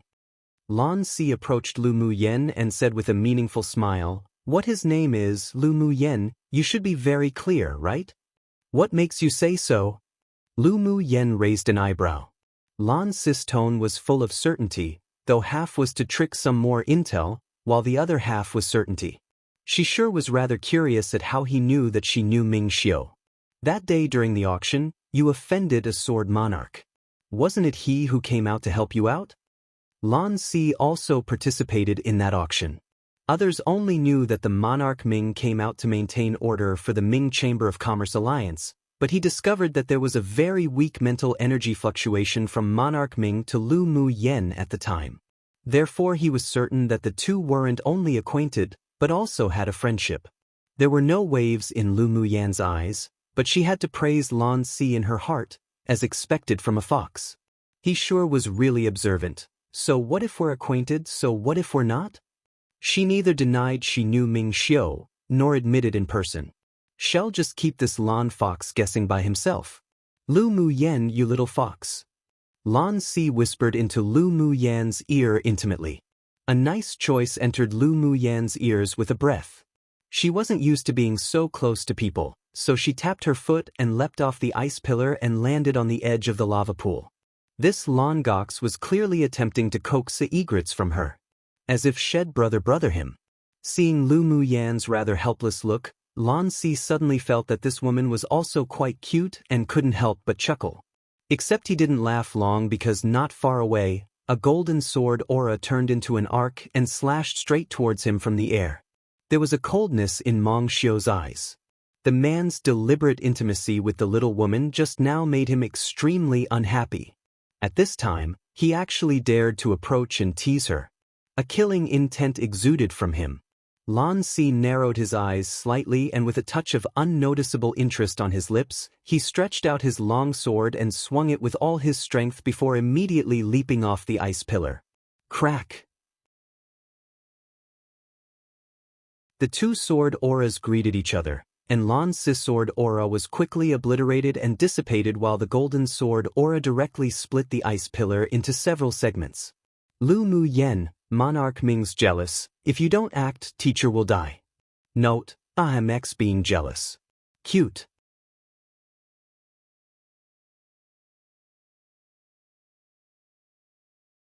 Note, sorry guys, another unedited chapter due to unforeseen circumstances. Yesterday's chapter is updated with edits. I will also edit this chapter ASAP as well. Lan Si's telepathic communications sounded in Lu Mu Yan's sea of consciousness. She turned her head and rolled her eyes at Lan Si. She couldn't hear any fear of Ming Xiu in that fox's voice, and instead was full of fun. Woman, don't let other men less than 3 steps close to you in the future. Immediately following, Ming Xiu's nice, clear and magnetic voice entered Lu Mu Yan's sea of consciousness. As soon as she raised her head, she met that pair of deep obsidian-like eyes that carried a faint annoyance. Lu Mu Yan's lips rose in a slight curve. This guy sure was pretty. He's my teacher, you should resolve the other people first. Ming Xiu's flamboyant and unbridled red robe fluttered gently and he withdrew his attention from Lan Si, not quite in a good mood. He scanned the 7 sword sovereigns and 2 transformation stage demonic cultivators who didn't fare any rashly anymore. Take out your trump cards and use your all to fight against this highness. If you win, the heavenly frost golden crystal is yours. That tone was as presumptuous as it gets, and as arrogant as it gets. Ah, interesting. Suddenly, a burst of laughter came from outside the cave and the sound grew closer and closer, then finally, it was deafening. Several Sword King stage pupils covered their ears in pain. Lu Mu Yan's mental power on her sea of consciousness formed a cyclone and wheeled, suppressing the curse-like voice as much as possible. She cast her solemn gaze towards the 3 standing figures that suddenly appeared in the sky within the cave. The leader was an elegant-looking young man, and behind him was a woman in yellow clothes and a masked man in cyan clothes. Tier 8 Demonic Cultivators. Lu Mu Yan's eyes sank. The arrival of the 3 demonic cultivators made the people and demonic beasts stop their battles. Several sword sovereigns were shocked when they scanned the man's cultivation base. Greetings to Ice Master. The 2 demon cultivators who had besieged Ming Xiu were startled for a moment when seeing the 3 demons, clearly also a little startled, but they didn't dare hesitate and immediately stepped forward and bowed. The leading elegant man held a feather fan with a gentle, cultured, bookish temperament and simply seemed to have no relation to a transformation stage demon cultivator. His eyes were indifferent, but with a casual sweep of his eyes, it made people feel a chill. Whoever has the heavenly frost golden crystal, take it out. This monarch will take it. His tone was light, as if he was simply talking about something unimportant. Currently, the sword sovereigns of the 10 distinguished clans in midair all landed and retreated to the side. This scholarly and refined-looking demon cultivator's level was an entire stage higher than them. They simply didn't dare make any moves. What big talk? What if this highness says no? There was a chill in Ming Xiu's voice, but the arrogance didn't abate. Hearing what Monarch Ming said, Yi Zhan and Lan Si didn't glance at each other and said nothing. The scholarly and refined-looking Ice Master was taken aback for a moment, then sneered, "Only a human sword sovereign strength cultivator and you dare to call yourself this highness? How interesting." Interesting? This highness actually finds it boring. There was absolutely no fear in Ming Xiu's eyes, as if the difference in cultivation base between them was nothing. Good. You have personality. I like it. The Ice Master looked around Ming Xiu with interest. Not only did he not get angry, he also showed some appreciation. Take off your mask and let this monarch have a look. If you look handsome and beautiful and is to this monarch's liking, then it doesn't matter if this monarch wouldn't mind rewarding you with the heavenly frost golden crystal. Lu Mu Yan felt constant cold air overflow from Ming Xiu's body, and she couldn't help but twitch the corners of her lips. So this demonic beast seemed to be gay. Come and read on our website Wuxia World site. Thanks, this highness still lacks a flying mount. The descendant of the ancient Ice Luan can make do. There was a chill on the deep black eyes of Ming Xiu, and a clear and devilishly enchanting laugh sounded from Ming Xiu's lips. What do you think of such? The smile on the ice master's eyes slowly vanished, and it was replaced by a piece of icy coldness. This devilishly enchanting man didn't only know that he was the descendant of the ancient Ice Luan, but he also wanted to make him his mount. What big talk it was! This also made anger he had never had before rise in him. Gasp! The man and woman, and the two demon cultivators couldn't help sucking in a deep breath when they heard Ming Xiu's words. This human sword master was truly bold. The ice master might look extremely bookish on the surface, but he had a very cruel and changeable temperament. Currently, Ming Xiu, in their eyes, was no doubt equivalent to a dead person. If you want to take this monarch as a mount, then take out some skill and let's take a look. This monarch actually wants to take you back for dual cultivation. Such a beauty is rare. The ice master had coldness in his eyes, but his mouth was extremely cheap. This place is too small. How about we go out to fight? Ming Xiu didn't care about other people's life or death, but was afraid that the battle with this Tier 8 demon cultivator would affect Lu Mu Yen and her elder brother. The ice mazier glanced at the human cultivators below and chuckled. It's not a good problem to be soft-hearted. You will have to change it later after following this monarch. This highness is too lazy to chat with a bird like you. Come fight. Ming Xiu's eyes were stained with a thick layer of battle intent. Ever since he advanced, he always wanted to fight against a sword venerable human or demon, and this stinky bird just so happened to send itself to the door. After vaguely exchanging a glance with Lu Mu Yen, then with a swish Ming Xiu turned into a red stream of light and shot straight to the cave entrance. Woman, be careful. Wait for this highness to return. As the red light disappeared into the cave, Lu Mu Yen also revived Ming Xiu's telepathic words. She furrowed her brows, her expression revealing slight worry. It was really hard to predict the outcome between Ming Xiu, at middle phase sword sovereign cultivation base, and a demon cultivator at initial phase tier 8. That ice master wasn't an ordinary demonic beast and was the same as Mo Yen, a king-class demonic beast. Although its bloodline was slightly inferior to the spirit devourer, but it was definitely still powerful. The ice master saw Ming Xiu disappear in the blink of an eye, and his lips displayed some interest. In a flash, he also turned into a cyan blue light and also disappeared from the cave. The remaining one man and one woman looked at each other. This time they invited the ice master to take the heavenly frost golden crystal, yet who knew that the irresponsible ice master would actually become interested in a human man? But they didn't dare pull teeth from a tiger. Mo Yen, who do you think is stronger, Ming Xiu or Ice Master? Lu Mu Yen asked telepathically. Mo Yen lifted his eyelids, and his voice was still faint. Should be Ming Xiu. Lu Mu Yen chuckled, and her tone carried a sense of tease. That bird might not be interested in Ming Xiu after seeing you, Mo Yen. Gays could probably communicate better between the same race. Idiot woman. Mo Yen couldn't help but cursed for the first time, then closed his eyes and ignored Lu Mu Yen. This woman really deserved a beating. Pfft. Lu Mu Yen liked to watch Mo Yan's indifferent face change the most and couldn't help but chuckle. Sky-swallowing python. Aside from the man in red who obtained the heavenly frost golden crystal, did two other people also obtain it? The beautiful yellow-clothed woman who followed the ice master raised her pretty wrist lightly and pointed her finger in Yizhan and Lan Si's direction. The feminine demon cultivator nodded and looked at the two with greed in his eyes. They both grabbed a piece each.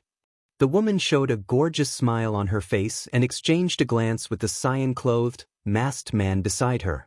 Then they both shot directly out towards Yizhan and Lan Si. Meanwhile, after the ice master left, the pressure that oppressed the demonic beasts below also dissipated. They roared and started biting at the pupils of the 10 distinguished clans again. Lu Mu Yen was curious about the battle between Ming Xiu and Ice Master and raised her foot, wanting to follow him. Yet who knew that after a few steps, several men in black rushed in from the outside. Suddenly, she felt an inexplicable sense of bad omen in her heart. The killing aura of these people was too heavy, and it didn't feel like they were here to contend for the heavenly frost golden crystal. Sure enough, the men looked around the cave once, and when they saw her, their eyes displayed endless murderous aura, then charged open an opening to surround her.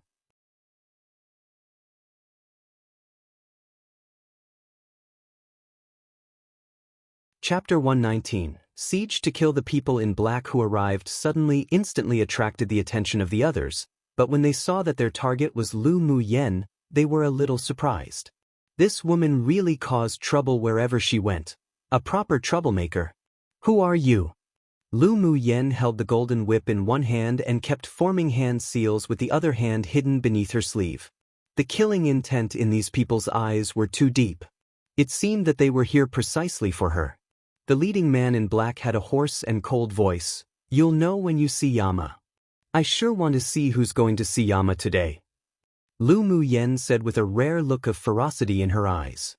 These people were really pushing her too hard. Ever since Gu Yen ran, they came to her door to provoke her one by one, all wanting her to die. Even a clay bodhisattva had some hot temper. She was truly angered. Yenna. When Lu Mu Bai saw the 6 people in black surround Lu Mu Yen, he split the Tier 5 demonic beast before him in half, tapped his foot and leapt over beside her. You sure took the initiative to send yourself before us. The leader in black sneered and made a hand gesture to the 5. Kill. The other 5 people quickly spread out after observing his orders. Each drew out an identical longsword, channeled their elemental energy into it, then swung towards the 2 together. Upon seeing this, Yi Qing Han, Yun Lan and the others quickly resolved the fight with the demonic beasts they were in and leapt over one after the another. They drew their swords and brandished them, colliding with the several sword auras. Lu Mu Yen wasn't idle either, waving her whip continuously. Golden arced lights flew out from her whip, easily blocking 2 sword auras. Lu Mu Bei's long sword slashed in the air and several sounds of thunder and lightning rang from within the cave, slicing fiercely at the sword auras that headed for them. The leader in black obviously didn't expect that the combat power of the 2 would be so strong, and the strength of the few who suddenly came to reinforce them weren't weak either. There was a grimness in his eyes, then he roared, "Set the sword array." After his voice fell, the 5 men immediately flung the long swords in their hands into the sky that then interlaced and arranged themselves, forming an 8-trigram shape. The leading man bore ruthlessness in his eyes and took the lead to break a jade pendant on his neck. A power that didn't belong to him exploded in his dantian. He blew a breath of essence on the long sword in his hand and mumbled a few phrases. The long sword flew out of his hand and fell to the center of the 5 long swords. When the 5 people saw this, they didn't hesitate to tear off the jade pendants on their necks as well and break them, borrowing the external force to increase their cultivation base. When the leader reached peak phase Sword Monarch, and when the other 5 reached peak phase Sword King, they shot out 6 gray rays of elemental energy. It drew an arc in the air before entering the 6 long swords. Wang. The 6 long swords buzzed as if they had intelligence. The sword body trembled a few times, then each flew up and slashed. Sword auras darted fiercely towards the Lu clan's brother and sister one by one. Lu Mu Bai huffed coldly, and a dark green leaf-shaped magic treasure flew out of his hand, greeting the rays of gray sword light stabbing towards them. The leaf spun around a few times in the air, slowly growing in size in the 4 directions, then immediately enveloped Lu Mu Yen and the others. Clash! The sword auras fell on the leaf and made countless crisp sounds. When the 6 men in black saw this, they sat cross-legged on the spot and kept forming hand seals in front of their chests. They bit the tip of their tongues until it bled and spouted a mouthful of blood each onto the sword array, using their bodies as the cauldron. As the formation of the hand seals sped up, the elemental energy they borrowed within their bodies also formed 6 vortexes above their heads, continuously channeling elemental energy into the 6 longswords. Wang! The sword array hummed again, and the gray light brightened. Instantly, the sword aura that was originally diminishing, pressing down on Lu Mu Bei's leaf spirit treasure, was now replenished. Come and read on our website Wuxia World site. Thanks, Clash Clash. sword auras clashed against the leaf relentlessly. Lu Mu Bai expelled a breath of essence onto the leaf and a soft, dark green light shot out from the leaves. With a sudden blow, the gray sword aura was finally blown away and disappeared, but a few cracks also appeared on the leaf. The 6 people were startled, their gaze fierce, then they sped up the transmission of elemental energy. The 6 swords within the sword array scattered from their formation of an 8 trigram and formed a 6-star attack force, shooting sword auras from the sword array one after the other. Yiqing Han huffed coldly, and a seal carved with the white tiger flew from his hands. Suddenly, a huge white tiger appeared and roared in midair. Roar! With a loud roar, the white tiger's figure leapt out and wielded its 2 sharp claws, directly facing the sword auras, blocking the offensive sword auras again and again. Yun Lan and the others also released their own spirit treasures to withstand against the sword auras, creating a stalemate in the air, neither giving in to the other. Suddenly, 6 more people in the same black clothes rushed up the hillside and they immediately joined the battle when they saw the stalemate in front of them. Lord's secret envoy. As soon as they entered the cave, they respectfully greeted the leading man that was sitting cross-legged. Quickly form the sword array. The man's cold voice sounded again. Yes. The several people immediately sat cross-legged and 6 of the same long swords flew out of their hands, instantly merging into the sword array. Wang. The sword array shone brightly, creating a few pressuring hums. The 12 swords formed a 7-star force. This was the complete sword array. The 6 people broke the jade pendant on their necks and the energy from their dantian also formed vortexes above their heads, constantly sending elemental energy into the sword array. Boom! With the completed sword array, plus the power supply of 6 more peak phase sword king cultivation bases, the sword auras within the sword array instantly shot out countless times, directly blasting back the spirit treasures of Lu Mu Bai and the others. Lu Mu Yan's hand gestures continued to change, and just when the sword auras broke through Yiqing Han and the others' spirit treasure defenses, she expelled a breath and a fire dragon dashed out from behind her with momentum like thunder. An ice dragon then rushed up from in front of her, and the 2 dragons raised their heads in the air and roared, then greeted the countless sword auras that fell on their heads. Boom! The 2 different attribute dragons of fire elemental energy condensation and ice elemental energy condensation waved their claws, and the sword auras that neared were all dissipated.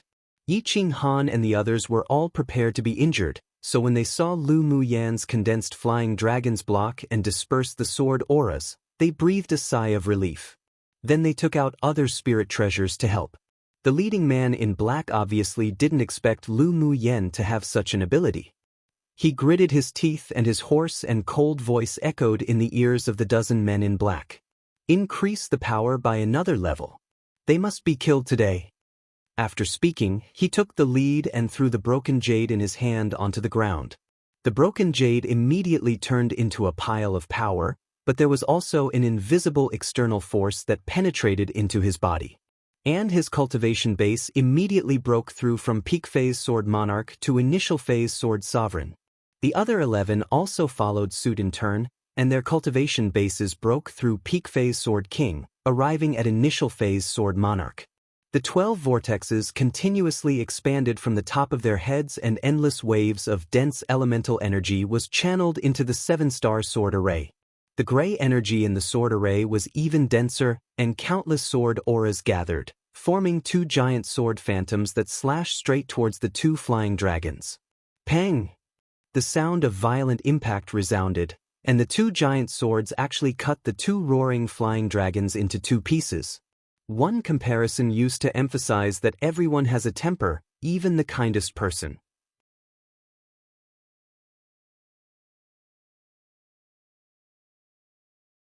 Chapter 120, Giant Swords and Blood Spirits. The power of the sword array was so strong that the ice and fire dragons were cut into 2, then gradually became transparent and dim.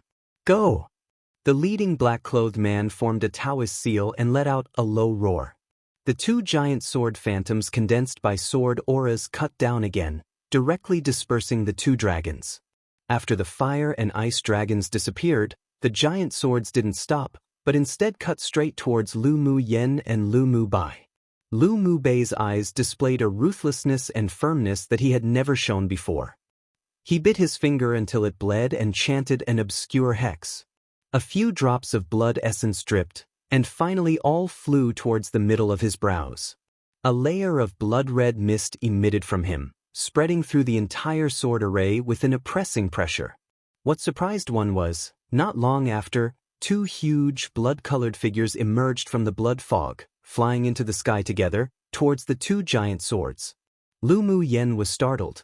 Her eldest brother's skill was a little too strange. The blood spirits that were conceived from one's own blood essence wasn't weaker than those two giant sword phantoms. This sort of skill definitely did great damage to the body. Her entire body emitted a cold determination, and a breath of essence sprayed from her mouth, mixed together with blood essence, landing in the place where the twin dragons were slayed earlier. Suddenly, two transparent jade belts of complicated talisman seals leapt in mid-air, lightly floating, and circled around Lu Mu Bai's blood spirits.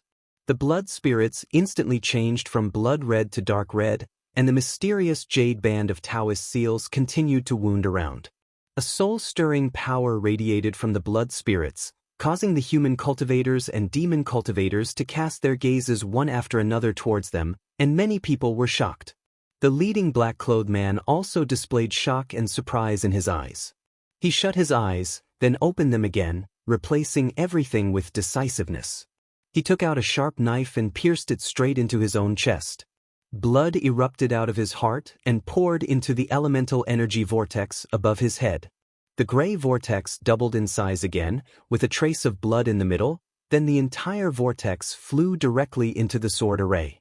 The other 11 people took out their sharp knives and stabbed it into their chests.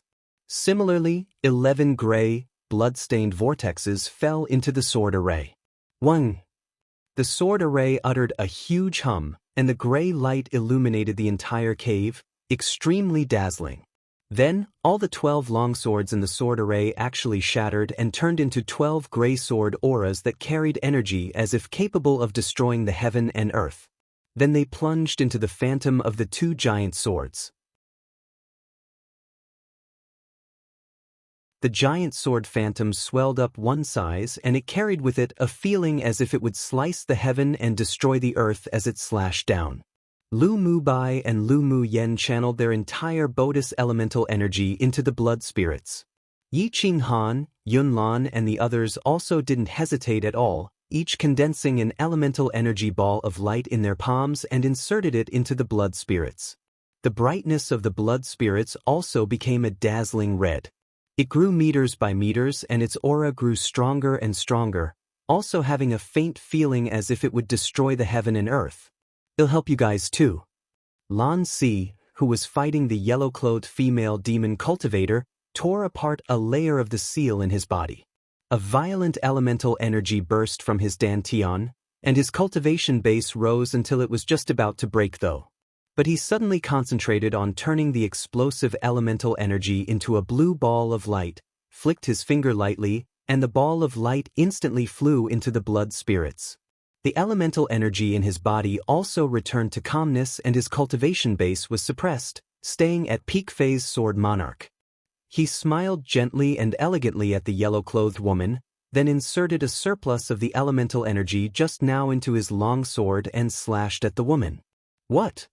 The woman never expected that a sword monarch strength human sword master would be this difficult to deal with. After all, she was an entire stage higher than the other. Come and read on our website Wuxia World site.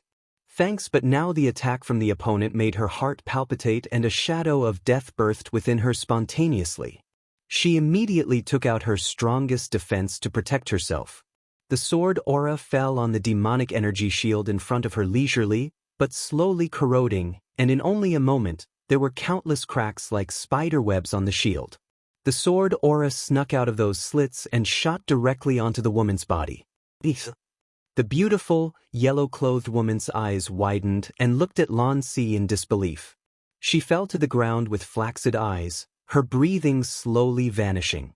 When Lan Si tore open the seal, Yizhan also condensed the elemental energy within him into a light green ball of light and inserted it into the blood spirits.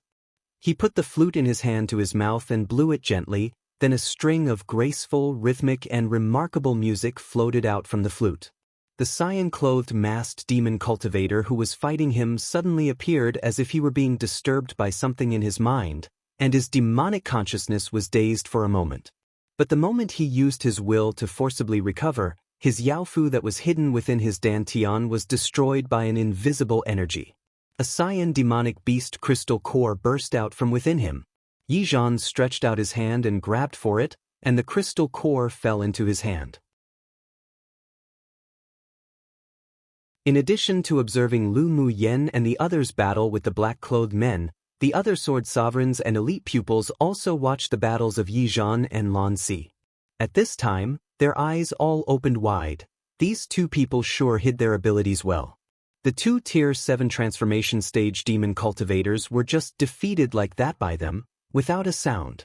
The sword sovereigns who were originally tempted by the heavenly frost golden crystal and wanted to snatch it, together with the original two demon cultivators, also stopped in their steps and looked at the two with fear. Yizhan and Lan Si's actions were practically identical, but it was all in an instant, all happening before what occurred to the giant swords and the blood spirits. Roar! With Yizhan and Lan Si's elemental energy ball of light inserted, the blood spirits uttered a deafening roar across the sky. The blood sprit's figure continued to grow, then finally turned into a blood-colored giant.